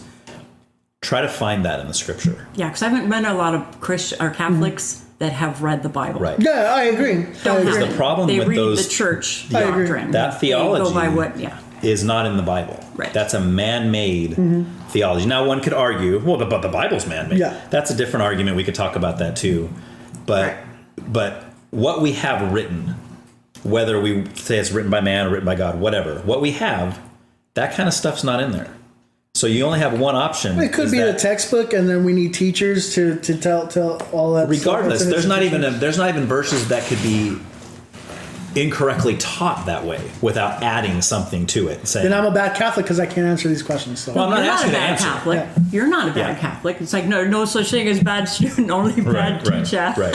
I'm just saying to look into that because for me that's what it all. And you keep asking people me, oh well, you believe this, Ryan? Why do you say that? Yeah, but I don't think when we're criticizing when Christians are sometimes y'all are unrightfully criticized. But I think this notion that you think that your criticizers think that you believe in the celestial being with this robe and his white beard. They think a lot of things. They think a lot of things, but no. Without cracking the Bible, they're putting things on us that we have to suffer for. That's not even true. It's not even what I believe. Yeah, and in all honesty, you're insisting, and I mean you. We hear all kinds of stuff that we think we're perfect, or we don't sin, or why do you guys sin? Just like you were talking about. Those are stereotypes, and that can be. You don't have to be Christian to experience a stereotype. No. So where you're talking about is people putting assumptions on you based on who you are, how you carry yourself. So all of those, unless you set the record straight and tell them, no, this is actually what I believe, or this is actually how I conduct my life, they're going to put those assumptions on you. Those are stereotypes. He experiences them being not white, right? Stereotypes all the time. Oh, well, you're Mexican, so you must drive a lowrider and pick strawberries on the weekend. I got stereotypes on me for being white and for being a woman. Right. I have stereotypes put on me for being a woman. I have stereotypes put on me for wearing glasses. Okay, those are the things that's the cross we have to bear. It's what we do. It's what we do. It's right. Human. And it's also human nature to judge other people, especially when they're different from us. So those people that say, yes, it's not like they're going to come out and say, yes, I judge Christians. I think they're being stupid because they believe a white man who lives in the cloud with the beard and a staff. Right. I mean, they're not going to put it in those many words, but I do agree with you. Yes, some people think you are stupid because you follow their notion of what they think God looks like, or what they think you think God looks like. Right. And until you have the conversation with that person, they're going to continue believing that. Right. And it's hurtful. I mean, as a Christian, it's hurtful when you hear those kind of things. It's like, because you go on Facebook and try to tell someone that. Yeah, but you also have the presidency. It's actually that we actually believe this, and then the fight's on. It's never like, oh, I was misinformed. I'm dreadfully sorry. People don't like to say I was misinformed. I agree. You guys are criticizing stuff like that. But to say that you're the most persecuted folk of... Who said... Well, I didn't make any statement like that. I didn't do the numbers. You're still the majority of walking around. No one's persecuting you. No one's trying to take away your right to marriage. No one's, how are you? Everybody is persecuted no matter who they are. Yeah, but not the most. But wasn't your argument the most persecuted? No, she didn't say that. Oh, no. Never mind. Okay. I retract my statements. I still need to have my question answered, and I haven't been able to pose it very well. What it comes down to is this. There are a lot of people in this country who are Christian, go to church, read the Bible, follow Christ, and do horrible, horrible things to other people or themselves.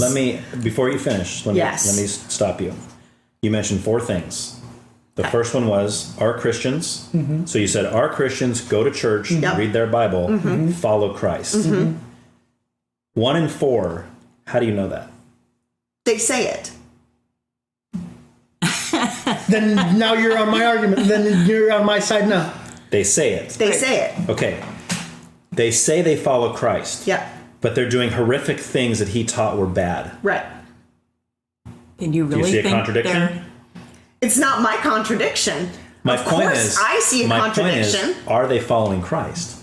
I would question whether or not they're Christian or they're following Christ. So, by your own argument then, from the beginning of the podcast, that man is standing up saying, I am a Christian, I follow Christ, and you would say, you're a liar. And why would you say that to him? Because of his actions. And that's exactly what we talked about at the beginning of this podcast. When the presidents, everybody said, this president is racist, and he got up and said, I'm not a racist, and you were saying, I have no choice but to believe him. Yes, sir. Okay, and so I'm saying on, that's not true. No, you're right. Because his actions demonstrate racism. You're right. So it's exactly the same. Well, that's a separate issue because I would debate whether or not his actions do demonstrate racism. Right.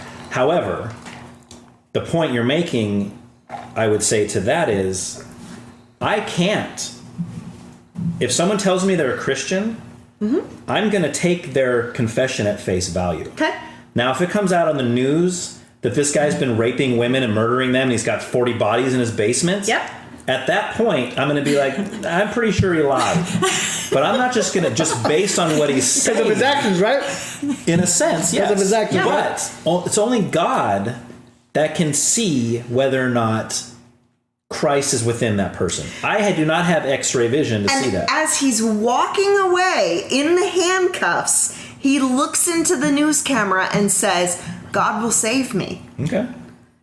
He's likely delusional. Right. Yes. Likely. He's no different he's than the raping guy, and murdering women. He's no different than the guy who says he is Jesus Christ. What if he accepts Jesus in prison?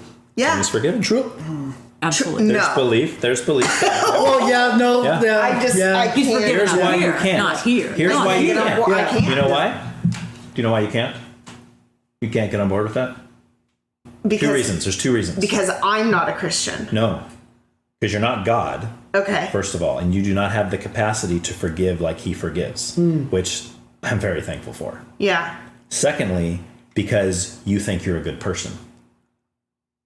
That's the two reasons I think everybody does. Yes. I think everybody looks at themselves and I'm a good person. Well, except Christians. But there's some people that I'm serious. Okay, I'm so serious. you Most don't think genuine you're a Christians good that person. No. Oh, I'm What do you think you are? I think I am a sinner in need of a savior. Wretched and I am glad that I have one. Screwed up. Because And if I Catholics didn't- believe that too. And the only way out is through Christ. You got one. Yeah. 1 point. And I didn't make that up. I know you It's didn't. either true or it's not. Either It's the either scriptures true or are it's- true you're or right. they're not. You're right. And if it is true, it's literal. then that is what it means. Right. Yeah. And no one will know if it's true or not until we get to the the door. point. Well, no, you can say knowing. I think we have Right. a knowing that we You think it's But there's a true. possibility that you're You wrong. think you know it's true.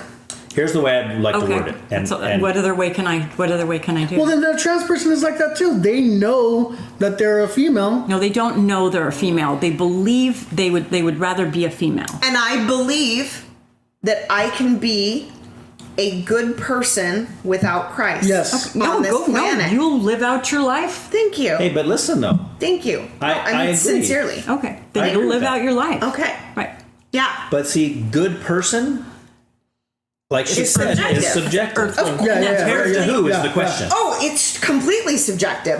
There is no black and white. Right. Right? It is subjective. It's subjective compared to your ideals of what a good person looks like. Right. So your teacher is different than my teacher Right. of what right. shapes and forms a good But person. in my case, my view of a good person is from what he thinks is a good person. And So again, that's it's not my own thoughts. It's not what I think. I mean, it is what I think, but it's based on something outside of me. It's not me saying, you know what, I think this is who I want God to be.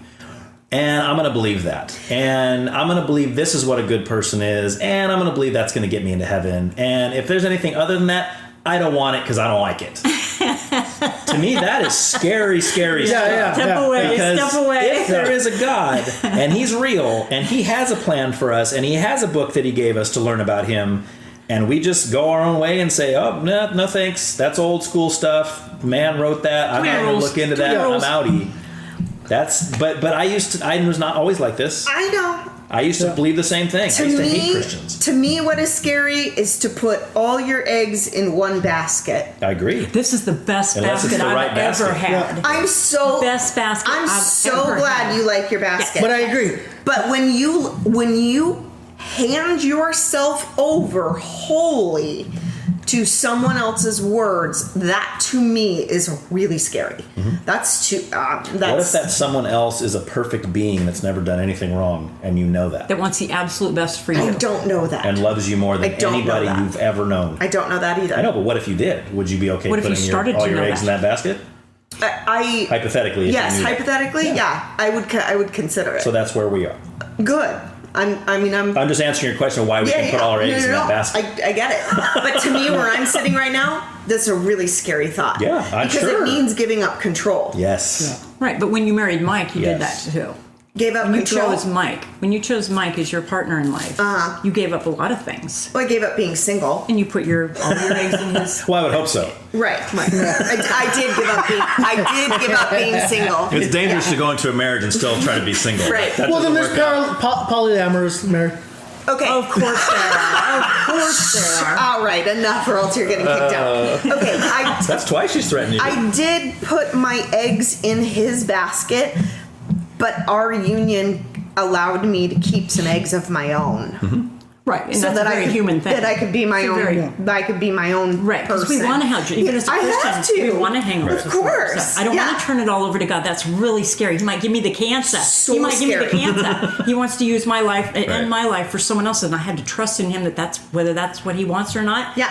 Finally, I'm so much better off. I'm so much better off to turn it over and say, I'm going to live out my life.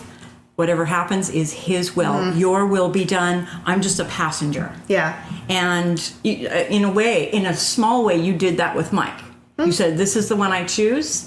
I'm going to invest in this. And so you can relate to turning your life over to something bigger than yourself. I just don't look at it quite the same way. I can relate, but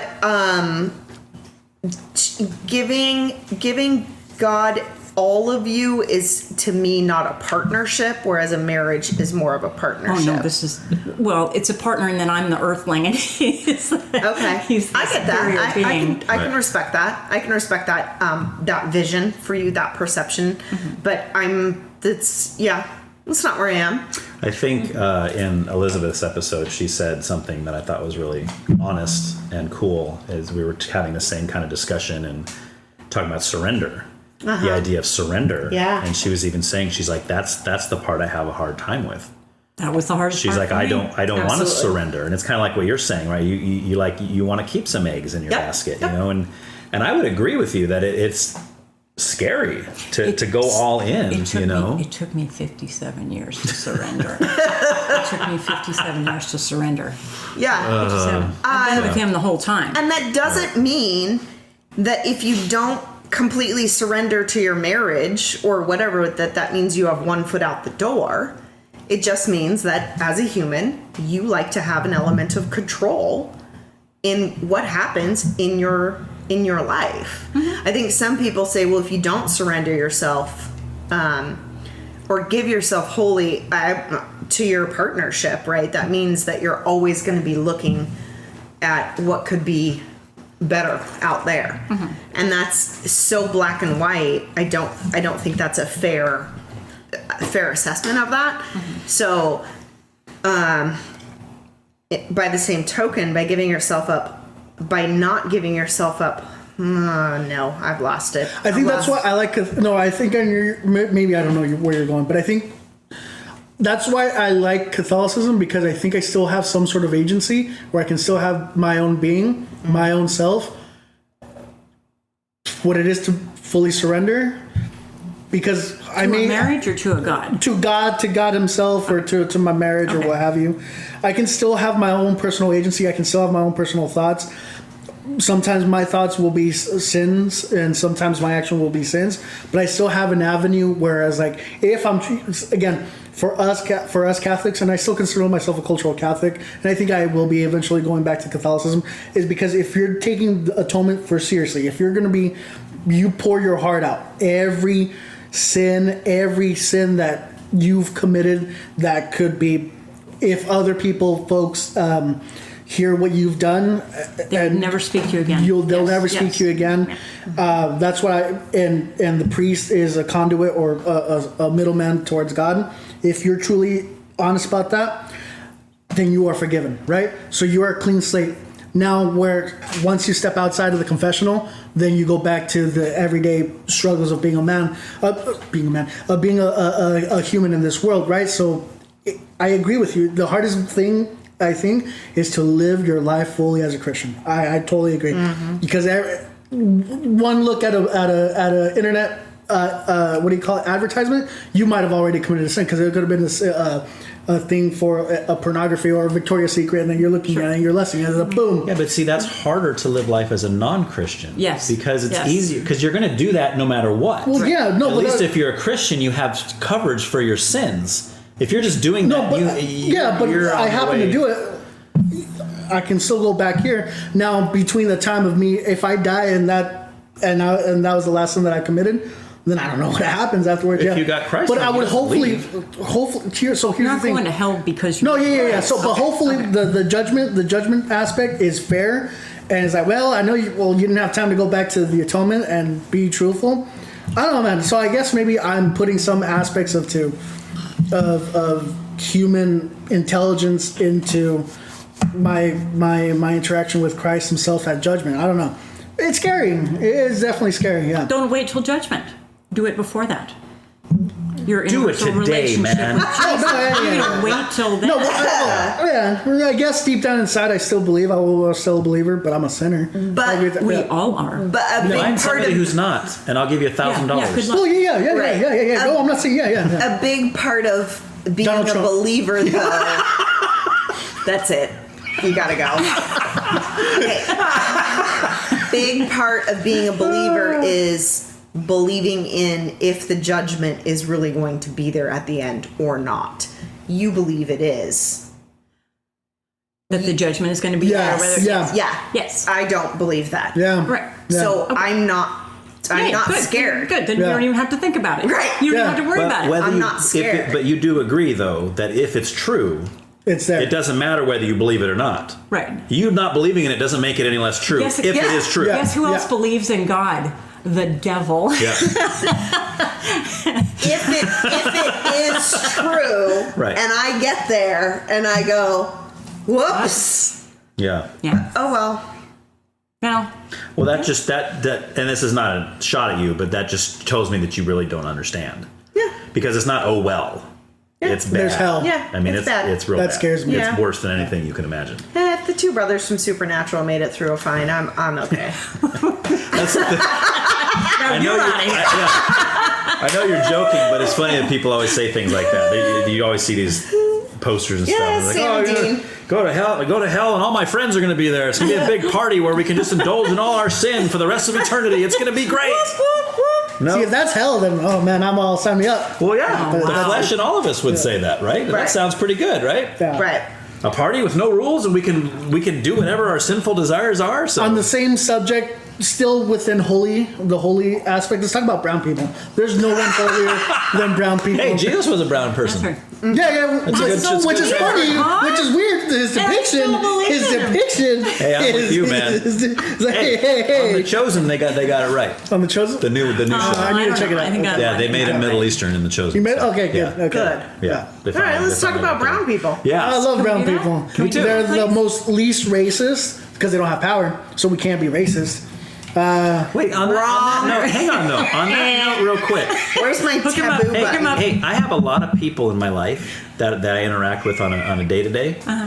And most of the racial comments comes from a brown guy that I work with. Yeah. I know. Yeah. I mean, packed. Yeah, not to mention any names, but, it could also be ironic. I'm not even thinking about race half the time. He has to bring it up. He could also be doing it as a parody and stuff like that. Right? There's a possibility they could be doing it. You could be doing it as a joke? Get out of here. It is a joke. Everything's a joke. I know, and that's why you're hard to nail down. But there's a little kernel of truth in every joke. I don't know. Sometimes I don't think so. I think there's, when you're telling a joke, yeah, obviously, but no, not every joke, there has to be some little nugget of truth to it. I think so. I think a joke can be a joke for a joke's sake. I think so. Okay. Well, let's talk about that then, just in the sense of, not joking, but in the sense of, as you call brown people, and talk about things like white privilege and oppression and all these kinds of things that get thrown around. So let's hear your thoughts on all that. Yeah. Man, in a shell of a nut. In a shell of a nut? Yeah. Because we got about 45 minutes left. I think everyone has a little bit of privilege. You know, I have a privilege as a male sometimes. You have a privilege. I don't know, man. But this whole notion that white people can't suffer because they have some sort of white privilege, I don't know. I think I'm more of a class issue myself. I'm like, if you're working class or you're middle class, I'm more with you, regardless if you're black, brown, or white, or Asian or what have you. I don't know. For reals. I don't think there's. I think a white person who's suffering in this current economy is suffering just as much as a brown family, as a black family, as a gay family, and whatnot. You know, I think if you're poor and working class, I think you always get shafted. I guess that's why I'm more into the politics side of things. Is like, I just want someone that will help me provide, put food on the table, regardless if I like a man, regardless if that man is white or what have you. You know, or if he's pregnant. Okay, but couldn't be serious for a whole conversation. Okay, so by that token, then, if you and the spouse you have chosen, say you fell in love with and married a black woman, and you guys went in person to a small local bank in a small town that you chose to live in where everybody is white, and you went in to go get a loan for a house, and you were turned down even though your income to debt ratio was within, and you had the down payment, everything was on board. On paper, you look great, but you are a brown-skinned Mexican married to a black woman in a small white town. What would you think about getting denied? I would think I'm no longer living in the 1960s, and I don't think that happens anymore. You really honestly don't think that happens today? Legally speaking, it could happen, but legally speaking, it's unlawful, and I would bring... if that does happen, you go across the street to the other bank that wants to give you the loan, regardless of what color. Right, and I saw that, Okay, wait. Okay, so Kathy, what you're saying is you think in this day and time there are more options. Yes. So you're not denying that could happen, that could is happening. But I think the problem is that we lay it on one thing. We don't say it's because, well, actually, this is going on, and this is like being accepted into a university. Right. Same so SAT score, same SAT. Right. This one on was paper. for single family or single mother. This one had more objects to overcome. This one's black. But these days, which one they're would you going choose? to accept the black child. Instead of the one that same scores, but this one had a few more things to overcome. So what than if this one? What if we did university applications and home loan applications with no gender? No, they shouldn't. No gender. Online shouldn't show up. No race. Sure. Or merit for merit. I'm all for it. I'm American. Merit for merit. Do you think things would change? Yeah, but because look at the university system. What does a college degree get you? It gets you diversity, equity, inclusion training, as opposed to merit, as opposed to 2+2. When you have teachers telling black and brown kids, well, no, we're looking at this test scores and they can't do mathematics. So you know what? We're going to get rid of the mathematic passions. That's racism of low expectations. That's telling black and brown folks or black and brown kids, no, they're too stupid for that. Let's just get rid of that. No. So if we made home loans, job applications, and university applications completely gender free and race free, do you think that would lower the temperature of the angst and divisiveness of this nation? I think universities are still going to create what they're creating, just like he said. Well, once you get there, once you get there and they see you, just the acceptance is one issue, but what they're actually teaching inside has become a whole different. Let's talk about job opportunities then, or mortgage opportunities, right? Bank loans, small business loan opportunities, right?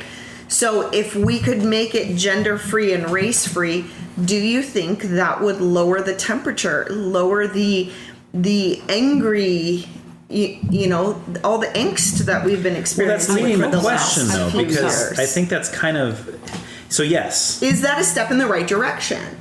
I think yes, I do. I think so, because it will alleviate both sides of it. It'll become merit based. Because then it's all online, it's all electronic, you can't see the person, whatever. Yeah. But again, if you're asking me if I think that's happening on a grand scale, I don't think it is. I'm with him. You say, is it possible that someone might deny somebody because of their skin color or whatever, right?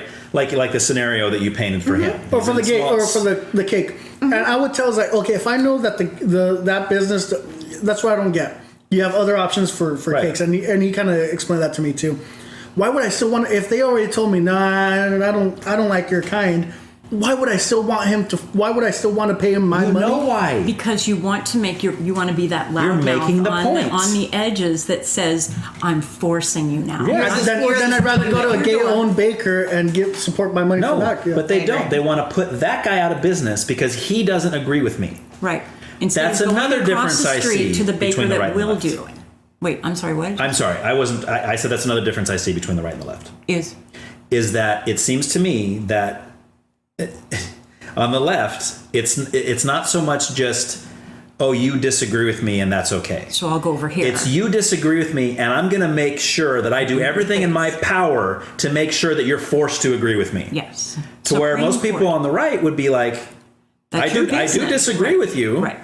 But I'm going to go somewhere else to have my cake baked. Yes. Yes. If you don't want to do it, I think you're dumb for not wanting to bake And it you're for going me. to lose my business. Right, Bye. exactly. And that's the way it should be, because that's capitalism and that's the way it works. He will eventually go out of business if he has to keep turning people away. Right. No, not in today's culture. Now in today's he's a bigot and he supports my bigot ideas. He'll flourish too. If there was a restaurant that went the 50s route, and they put a sign up that said "No coloreds allowed," and they were not allowing. I guarantee you, he'd be in business about 5 minutes. Yes. I don't know, man. Kanye West will still go. Yeah, he'd have maybe a couple customers. Yeah, he better go every day to keep very fervent customers. There's I think no way. And what state is the restaurant in? What do you mean? What state? Oh, like what state? I thought you meant like. Yeah. What condition? Yeah. No, I mean, is the windows are Alabama? broken? Let me tell you this. New York, Montana. I don't think there is a state in our country that a restaurant would survive that said that. Yeah. Not even close. Because and that's we my moved whole along. thing. Because we Montana, moved along. Exactly. But we haven't moved along for the issues of LGBTQ people. That's the thing. Mm-hmm. Oh, you mean we've moved on to something else? I mean we've progressed to the point that we are less racist now. That's what makes me upset when people say people are saying, "Oh, it's worse now than racism in the country. It's worse than it's ever been." Really? Yeah, that's ridiculous. Worse than the 30s and the 40s and Jim Crow laws and that's segregation? Yeah, are you kidding me? Because one guy sits up on a thing and says something you don't like, that tells you that the whole country's racist? All right. If the bakery does not want to make a cake for a gay marriage, that couple has every right to choose another bakery. Yes. Yep. That couple also has the right to publicly shame that bakery and say, this person turned me down because they don't believe in my marriage. Sure, they can tell people that. They can tell people that. I don't think they should have a case in law, in the courtroom over that, though. That's where I draw the line. It's one thing to tell all your friends, "Hey, this baker won't bake me a gay cake." But that's how it was back then, man. I want to tell that's how it was back then. I have to social media think and tell about it. everybody. I think I agree with you, but I'd have to think about it. But I'm trying to flip it around the other way, or try to come up with something that would be like coming from the other side. So if you had a bakery that only made cakes for gay marriage, and you were a straight man walking in saying, "I want you to make my wedding cake," wouldn't care. Hold on, no. I think I'm with Cindy now. I think I'm with Cindy now. No, because back in the 1950s, we had the option. Folks had the options like, "I'm not going to serve any coloreds." You know, no coloreds allowed, no spics, no Jews need not apply, all that stuff. It was only until government intervention was like, no, stop this, you're done. You're throwing, we're serving this. But now we're at another crux point in time where it's now the LGBTQIA people that are now faced against this notion. It's like, no fags, no. Where is this? Where's this happening? Not explicitly in signs, but within the owners. Where? I'm not making your cake. I'm not making your cake. So and that's one person. That's one bakery. One bakery, too many. One bakery, too many. And it's a morality issue. Business. This person it was a personal business back then against Okay, let me give you an example. Yeah. I do massage therapy. Okay. And if the government said you have to work on everybody that knocks on your door, everybody that calls you and make an appointment, you have to work on them. What if I find out who's a child molester? I really don't want him in my house. I really don't want to work on him. No, you will work on everybody. Then I'm not massaging anymore. So you just put a business out of business because you're forcing your... Yeah, but child molestation is a crime. Being gay shouldn't be a crime. No, he's already done his time. He's been released. He's been exonerated or whatever. He's on the outside. Right, whoever it is that he's a changed man. He's and I know about him, and it's just like that's just not sorry. That's your personal opinion. Right. I don't get his money. Right. But I also didn't have to work on a child molester. So that's. I mean, I'm just saying. When you start a business, you're paying into the government for that. You're paying into your taxes and stuff on that business. And if all the child molesters say, but I'm not asking you to serve folks that are wanting to have sex with kids. I'm asking you to serve folks that love others that they don't love you. If I say I don't want to work on brown people. That is on me. That is between me and God. Just like I said in my podcast, that's between me and God. That's not only between you and God. That's between you and anti-discrimination laws in the United States. That's not what as a private business. Not as a private business. If I'm working for the government, Yes, what are we talking about? So now brown people? Listen, But the brown person that she turns away has every right to publicly denounce her business. I hate that. That's not the good person we were talking about earlier. You're right. Okay. You're right. So I think that's a bad way for that person to live. That's a lot of bitterness and anger. Yes, I guess they have a right to go and do that, but I think that's ridiculous. But if you hung your massage therapy sign up that said only serving brown people, and a white person came and said, I want a massage, and you said, no, sir, I'm sorry, I only massage brown people, then the white person could go and say, this woman is discriminatory. Don't go to her business. Discrimination is discrimination. No, I know that. Regardless of majority versus minority. She wouldn't want it on either side. I wouldn't want on that. Yeah, exactly. Okay. I want when she I doesn't do a like business, the idea in when I general. make a business, I open up my business, and I don't want to work with certain people. Yeah, that's eventually going to get out. Yeah, of course. Yeah, I don't work with those people. I don't work, but I only work with these people. That's on me. That means I've probably got a lot less money than I have, and it's between me and God. Whether I'm not for the government. That's between me and God. If I have issues with someone else, like I talked in my podcast about, I had issues with brown people. I did. I absolutely did. Yeah. Now, if I grew up and held on to those and kept those, and now I'm going to work on people, but I'm not going to work with brown people. So when they call and say, no, I don't work on today. So that's less. Can you send me money a for picture of you first? Right. Let me see that. Yeah, let me see the application. I don't think there should be a law. I don't think that people need to sue the bakery saying, you have to accept my cake. But I also don't think that bakery needs to go put a law in saying gay people that want to get married aren't allowed cakes at all. So like telling all cake owners in the country that they're not allowed to bake gay wedding cakes. Correct. I would agree. Don't make that a law. I would agree. Okay. Because I think that I support a gay. I would support a gay bakery, a bakery owned by a gay person. Him saying, "I'm not going to make wedding cakes for heterosexual marriages." I would support his right to do so. Absolutely. 100%. I go even further. I would support a gay person who opened a restaurant and said no straight people allowed in here. I disagree with it. The same way I would disagree with the straight person that said no gay people allowed in here. I disagree with those philosophies, but I also support their right to believe that and to run their business as they want. But where we get into the issues is people taking it to the extreme by trying to make laws.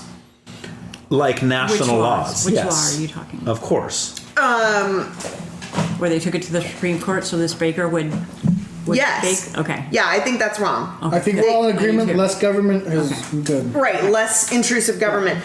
But also don't ban the, like, I mean, if we're really going to open that door, just banning gay marriage in general, right? You can disagree with it, you can support it and still personally disagree with it. You don't need to take it to the extreme by getting government involved in it. No, because I'm the one that wants a little tiny government, because government is such a corrupt entity, and we keep growing it and growing it and growing it, and then they say, why is everything so corrupt?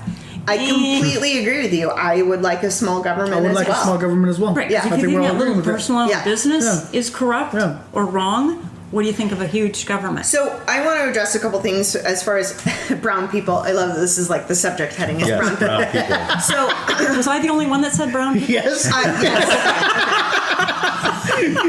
We all use the proper terminology, which was I don't even know what it person is. of color. Person of color. Oh no! Oh, that's not so good. sorry. That must be an upstairs Latinx. term. So I listened to Kathy's episode last night, and Kathy, for those of you that haven't listened, you really should go back and listen to it. What's the matter with you? I should all be caught up by now.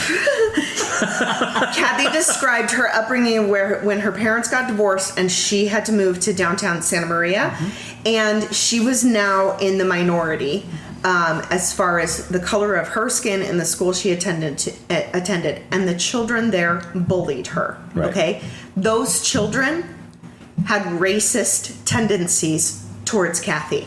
We assume. We do assume, but based on history and past experience and the definition of racism is not defined as white people discriminating against brown people. I'm just saying, assuming that they were treating her that way because she's white. I would have to assume. Did you assume that? Absolutely. Yes, she did. Okay. Absolutely. So were you the subject of racism? Absolutely. And see, I wouldn't put that on a kid. I mean, to me, in my opinion, I don't think a child has the brain development to Not at all. to put it in that category. To me, I was different to them, and they were very abusive as a result of that. Mm-hmm. I was different. I would see anyone in my school that was different color, different size, I'd be like, how does that work? Right. Curious. Right. But as a kid, that was horrible. As a grown-up, I can look back and say, well, kids are curious and they're cruel. They're mean and stuff. But, okay, go on. But sorry. you experienced racism. Yes. And there's nothing wrong with saying, I experienced racism. And people would look at you and go, no, you're wrong. Right. Because you're right. But if I say as a result of that, I became racist or prejudiced or bigoted, then they'll agree with me. Then they'll agree with me. Yeah. Oh, because you're white, so you should not like the brown people. But we the go brown back people are very mean to me. But we go back to not only what Ryan said about his friends about getting jumped by 6 Mexicans, so he hates all Mexicans. Right. We're generalizing, we're blanketing, and we're stereotyping. So when 9/11 happened, my younger brother, who is half Persian, was in high school, I think, and was viciously bullied. And thankfully, he's a really nice person, and so people who knew him knew who he was, right? Yeah. But people who didn't know who he was like, where were you born? And he's like, Oregon? Oregon? And they're like, no, I mean, like, where are you from? And he's like, I'm from here. Where are you from? I'm from Oregon. And luckily, some people asked him, what about the rest that didn't? Right. Just on looks alone. But you want to go, he has black hair, he has brown skin, he has black eyes, he has a name you can't pronounce or spell. So jeez. And your kids. Yeah. Why? Yeah. Come on. Right. Okay. So, but we're talking about stereotypes. You also, and I'm saying this because I really hope he's going to listen to this episode too. He also, as a young mid-20s or something, he lived in Alaska, and it was December in Alaska, and so he grew out his beard. Nice. And my mom said, my mom got him a ticket to go to Mexico with her over Christmas time. So he flew from Anchorage to Mexico. And he texts me and says, got stopped at TSA. Yeah, I bet. And I go, yeah. Okay, so we're like, oh, not surprised. Your name, your name is difficult or whatever. And then he sends me a selfie. Yeah. Big black bushy beard, long hair, hadn't cut his hair in months, right? He's like Alaskan mountain man, but you're also Persian, and I don't know if you know Persians, but they can grow some hair. Yes. Yeah. And of course you're going to get stopped, right? Now you could be like, oh my God, that's heartbreaking. And he just laughed. It's hysterical. I like this guy. Is it surprising? It's my kind of guy. No. Right? Yeah. I go, why didn't you shave your beard? And he was like, because I don't have to. Yeah. Right? I don't have to. And I wouldn't be able to laugh at this if I did. Did I have to prove myself? Yes. And it's exhausting. Just like Jose has to prove himself in a number of situations where we don't. And it is exhausting. Okay. No, but sometimes I do go out of but sometimes I do go out of my way to put myself in this situation. You like it? You don't. No, but this is an honest, serious question, because we talk about these things and we throw these blanket things out there. And my question is always, when, who, where? Right. Like, when is this happening? Going to Ross? No. Don't tell me that. I don't want to hear, come on, dude, it's always. Okay, then I'm telling you. Give me the example. Oh, dude, just not... And obviously I know why, is because of this, but going to Slow and Ross, dude, I've been followed. Ask any black person who goes to a Asian or Korean owned liquor store. They're being, watched. Okay, and I'm just going to throw this out there. I'm not just saying white people can be racist. We all can be racist. I know, hang on. I'm just going to Except throw this Browns. out there. Is there any possibility that certain people are looking for that. Oh yeah, definitely. I think some people want to be victims. Like, could it be that when a white person walks into that same store, they're also being watched? Yes. But nobody notices that because certain people are looking for it. Right. Oh, that guy keeps staring at me. No, he owns a store. He stares at everybody because he doesn't want to get robbed. Yeah, okay. When my sister But that's and I, not as teenagers, racism. walked into a drugstore, they watched us. As soon as we went down one of the aisles, they watched us. Why? Because they thought we were in the age Because group. mostly young girls were going to stealing makeup. steal. Because based on past experience Right, and you can't hold that- stereotypes. But you It's can't called hold that against a profiling. store owner for looking at all of a sudden. It's like, oh, there's a guy. First of all, a guy. He's in the right age group. You can say whether or not it had anything to do with his skin color, but you can say there's a younger guy. They tend to steal from my store more often. I'm going to be watching. I own the stuff. I bought all the inventory. I pay the rent and stuff. And it sucks when you guys keep walking off with my stuff, and it's starting to piss me off. But in the meantime, while the drugstore owner is watching teenage girls in the cosmetic aisle, the teenage boy is stealing beer. Oh, absolutely. Because they're looking this way. Absolutely. So don't say that it doesn't happen to the other group. I didn't. But I know you didn't. That's exactly my point. I think these store owners. Now, is there a racist store owner out there? Oh, I'm sure. But we're not talking about the one guy, the two guy. We're talking about as a global problem, right? These store owners don't care what color you are. They don't care what gender you are. They don't care if you're gay or straight. They just don't want their stuff stolen. No. So they're going to profile. But subconsciously. But my question is profiling wrong? In a general sense. If you're a police officer and 7 out of 10 times that you pull over 3 young 20-somethings that are driving around the neighborhood, 7 out of 10 times you do that, they're up to no good. I'll answer this question once you turn off the microphones. So let's say that's true. Okay. So why wouldn't they pull them over? All they have to do is pull them over, and the kid's like, "Oh, we're not doing anything wrong. Okay, let's search. Oh, you're right. See you later." Okay. Profiling is not wrong. Taking action based on inaccurate profiling is wrong. Like what? That's where you get into trouble. Like what's an example of that? So subconsciously, the store owner consciously watches every person that comes in, but subconsciously, when a black person walks into that store, their heart rate goes up higher than when a white person comes in. Sure. Okay, so now they are on higher alert. It is subconscious. It is not a purposeful thing. It's conditioning. It's past experience. Yeah, but that's involuntary. It's social bias. That's involuntary. It is So you can't- involuntary. I don't necessarily see anything wrong with that either. Everybody profiles, right? And profiling can be involuntary. It's when you take action based on your profiling. Like what kind of action? Like how far do you go with the action? You say, "Are you stealing from me?" No, and you search them. There's nothing on him. Okay, see you later. There's no action that can be performed unless you're doing something wrong. You search them. Are you stealing from me? No. You search them. They have nothing on you. Yeah. They have nothing on them. The action is, I didn't catch you this time, but sit down and I'm going to call the cops anyway. And the cops are going to do happened. That doesn't matter. That's not the point. Well, it does. It's the action of the store owner. I'm talking about, not the cops. I would hate to be a store owner. The action of the store owner was based on Especially in San inaccurate profiling. Exactly. Especially in San Francisco. Even after collecting all the information, they stuck to their guns and said, even though I couldn't find anything on you, I'm convinced you did something wrong. So what's the cop? Well, look at San Francisco. It doesn't matter what the cop is going to say. No, I'm not talking about the actions of the cop. I'm talking about the action of the store owner. When I say what the cop's going to, I guess the reason I'm asking that is, I'm a store owner. Yeah. Let's say. Yeah. And I search this guy myself. I know he's not stealing. And let's say I'm racist. Yeah. Let's say I was hoping he did have something on because I want to see that guy go to jail. Yep. But he's got nothing on him. Why in the world would I call the cops? How is that going to benefit me? What? The cop shows up, sir. Yes, I caught this guy not stealing anything. Then why'd you call us? Because he's black.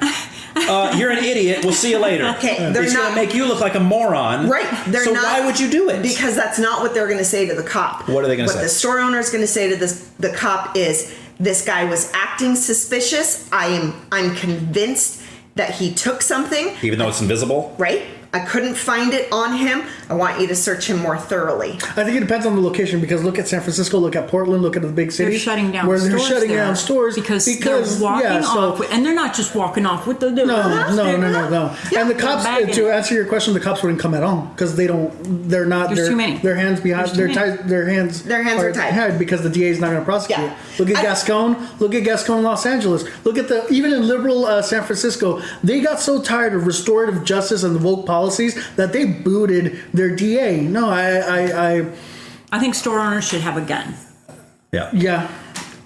Well, all store owners should have a gun. I'm not even going to look at Cindy because I know what her face looks like. On the front of the store. I'm a Second Amendment absolutist. On the marquee of the store, it shows the gun. Yeah. So it's like, before you enter here. Say hello to my little friend. If you choose to steal, there's a chance something could happen. But that's a separate thing. Yeah, we don't have time to go there. But I guess my question is, the scenario you just painted, for me, the question isn't, does that ever happen? The question is, how often is something like that actually happening? Today. Not 30, 40, 50 years ago. Today. How often is that really happening? Yeah, I don't have And that's my question, because so many people I talk to act like it's happening all the time. And that's where they get the idea that America's systemically racist. Well, if that kind of thing's happening all the time, I would agree with them. But my question is, where's the evidence that that's happening all the time? And something that I brought up when I talked with him in the first episode was the idea that, and I know this is, I mean all this in love. This is like, I'm not being mean or anything. This is seriously something that's on my heart, is that I feel like in certain communities, if young children are brought up to believe from an early age, the cops hate you. Yeah. They are looking for a reason to shoot you and kill you. They wake up every morning hoping that they can pick one of you off. Right. Now, if I'm taught that my whole life, and I'm 20, and I'm driving down the road, and a cop pulls me over, I'm in defense mode already. Right. I'm already looking for a weapon to defend myself because this cop, he's coming to kill me. Right. I'm not doing anything wrong. Right. But the fact that that's a cop and he's pulling me over, he's going to kill me. Obviously, he's going to kill me. So that's why you have all these cases where you got, I'm not saying that's why, I should strike that. That's not why we have all these cases. But a separate issue is, and I brought this up too, I don't see any cases, I haven't seen them. I'm not saying they don't exist. I haven't seen them. Where some guy's just doing nothing wrong at all, minding his business, and a cop pulls him over and says, "Put your hands on the steering wheel." He says, "Yes, officer." Can you get out so I can look? Oh, sure, no problem. Gets out. And then the cop says, "Okay, pop, pop, pop, pop, pop, pop. Right. See you later. I'm gone." No, that never happens. It's always put your hands on the steering wheel. Oh, I just need something out of the glove box. No, sir, put your hands on the steering wheel. No, I got to get something. And the cop shoots him, and then later on you find out there was no gun in the glove box. And to me, this is why they he was unarmed. This is why they took cops off of the air, because it was still demonstrating what you're talking about. Right. So they had to get that out of the public view, which was a great show. We watched it for many years. And I think it disappeared because they did not want to see that. 3 things, Ooh, and I'll 3. just close 3 of out. them? I'll just close out the show. All right. Okay. 1. Now I have to remember them. Do you want a piece of paper to write them down? No. Dang it. That was a really good one. Okay. I listened to your episode with Elizabeth and the one with Kathy and the one with your first guest where you talked about systemic racism. The smart guy. Yes, that really smart guy. And he said, and you two were arguing, you are saying, I don't believe we are systemically racist. As a country. Right. So my opinion is I think that we are where we are in this country because we used to have systemic racism. Sure. What we live in now is a result of systemic racism. And a good result. What do you mean by a good result? I think we're in a better place now because we had systemic racism. No, we have less racism now, but it's still unequal. There's the inequality that is in effect today is because of the racism 30, 40, 50, 60, 70, 80 years ago. But again, I would ask who, where, when. And what do you want us to do about it? That I can't. That I can't. I don't know how I feel about reparations, and I can't get into that. Well, that's getting into what happened What you ago. say, what you have said to Elizabeth, I think what you've said to Jose is, who do you know someone in your life that is a racist? Right. Is that how you? No, I think I worded it more that has been discriminated against or something because of their race. Like someone that would fit that exact scenario, because it's iffy. If you tell somebody, do you know somebody who's racist? Somebody's gonna say, oh yeah, but then you start asking them why, and it's a lot of conjecture. Okay. It's like, oh, this guy was looking at me funny when I walked in the store, so he must. So that equals racism. It's like, whoa, you don't even. He could have been looking past you for all you know. You look like someone he knows. Yes. So the answer to the question is, do you know someone who's racist?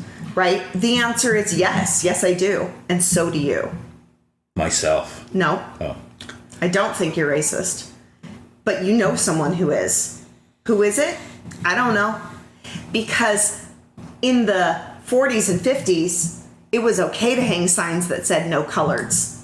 That wasn't racist. That was just business. It was still racist. It was okay. It was legal, but it was racist. It was status quo. Yeah. It was status quo. It was normalized. Yeah, but it was still racist. It was still it was okay to call them Negroes. It was okay to call them colored people, right?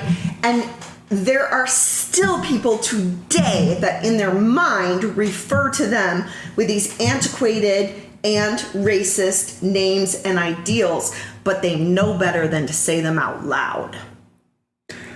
But again, who? When? Well, you can't know who if they're not going to say it. You can't know who. They're not going to say it out loud. Then how do you, Because we you're right. Assuming what's inside somebody else. I will never understand because of actions. Which action? That's what I'm asking. I was raised to say, just like most of my generation, I was raised to say Indians. Right. Mm-hmm. So every once in a while when the situation comes up, I don't always remember to say Native Americans. Right. Mm-hmm. So I tend to go back to the first term that I relate to that. Mm-hmm. That doesn't mean I'm racist against Native Americans. Mm-hmm. So I mean it's a hard example to put together with because of what they were, the vernacular that was going on at the time as compared to now. But you're at least cognizant of the change in vernacular, and you're at least cognizant and have been taught that old term was derogatory, and you have been a good citizen by changing your vernacular to fit the current narrative. Okay, but I'm getting exhausted with the changes I agree. Being put on me to speak a certain way. I actually I'm getting kind of tired of it. agree with that. I do agree with that. Okay, but hang on. Okay. Sorry. I remember my third point. Okay, Sorry. don't forget, write it down. Right. So you don't forget. Okay. But I wanted to say, again, this is what I keep coming back to. I say, we're assuming what's inside somebody. And then you both keep saying, by their actions. And I say, what actions? And right. I'm not getting So if you want examples. an answer, by your standards, then no, I don't know. My standards of action. Your needing standards to see proof. of that crazy standard you have. Needing to see proof. If you want someone to explicitly say that yes, I am 100% racist, I don't want anybody to say that. All I'm saying is, I can't believe you can't see how dangerous this is. You are assuming somebody is racist because you think you know what's on the inside of them, and you have no evidence. Based on past interactions, man. I'm not. Which is what? It's just big picture. It's big picture. It's kind of what we've been talking about the whole. It is not an answer. Why do you not see that's not an answer? Because I don't have an example. Just big picture. Just big picture. I think all you guys are space aliens. Why, Ryan? Oh, it's just because I believe that. I think you are. I really think you are. We're not saying Ryan? that. It's just big picture. It's just because based on past interactions. Which interactions, Ryan? Well, it's big picture. Just big picture. We don't see a UFO, so there's no reason for us to believe that you're a UFO. But if someone was like, I don't know, for anything, and you're giving me nothing, man, dog whistles, thug, thug. Oh, he's a thug. He's a brother. Come on, I'm not. Who? You don't have. Who said that? Oh my gosh. This is my point. We'll start recording it when we hear it. It is just like, it's just insane to me. Can you agree that there's racist people alive? Yes. Okay. You know how I know that? Absolutely. Because I see them. They show me on TV. I see the guy that's out in the middle of Mississippi, and he's sitting on his porch, and he's cocking his shotgun, and he's got a sign that says "No blacks allowed," and he's on there interviewing him, and he says, "Yeah, if a blackie ever comes on my property, I'm gonna blow him back to hell." All right, so that guy, he's racist. All we are asking you to concede to is that there is a more subtle form closer to your home than Mississippi? I am totally okay with that idea. Okay. But I'm not going to believe it until there's some kind of credible evidence to support that. The witch hunt for it. Yes, and I think it's dangerous, the direction our country is going, because we keep hyping that up and hyping that up and hyping that up, and there's nothing to back it up. Do you believe that I had a right to be at least partially prejudiced against Hispanics when I was subjected to what I was subjected to? In my view as a child, it was like, everyone that's brown hates me. What did I do wrong? Why I can't change my skin color. Right. So do you believe that I had at least a small right, whether I exercised it with my Lord later on or not, or my own conscience, that at the time that I was subjected to, I had a right to believe what I did, that I had issues with a certain race of people? I believe you had a right to think that they had issue with you. Mm-hmm. But as a result of that, the abuse, I then turned that on, because I don't know what's going on. Did you retaliate against all brown people moving forward? Not that I am aware of. No. But you could have subconsciously and subtly. Absolutely. Yeah. And so could the guy on the porch in Mississippi. Yep. You don't know what's happened to him. And that's why I was so adamant about it in my episode, that it's like, yes, racism exists. I have a right to my racism. You have no idea what my experience was, no matter what color or race I am, no matter what. I have a right to my experience, whether it was my grandpa that said all these people are all Asians or horrible, and I got that from him or from my own experience. What harm am I doing them if I think that way? Nothing. If I act out on it like we talked, if I do something to them as a result of the way that I feel, that if I break a law, now if I just kind of sneer at them or something, none of anybody's Even business. if you don't break a law, I think that's straight across the board for any person. Right, if you're committing violence or even name calling of anybody because of the way they look or the way they identify or their sexual orientation or anything, that's wrong and evil straight across the board. Right. So but it seems like a witch hunt for where's the racist? Right. Oh, you're racist. And I just think that it's important to understand that the acting out nowadays is much more subtle. It doesn't mean we have to be constantly vigilant and be on the lookout for it and mind our P's and Q's 24/7. It just means that we need to acknowledge that it is coming in a different form now than it did before. Okay, and what would you say that form is? That form is much more subtle. It is the sneer, okay? It is the looking harder at one person than another in the store.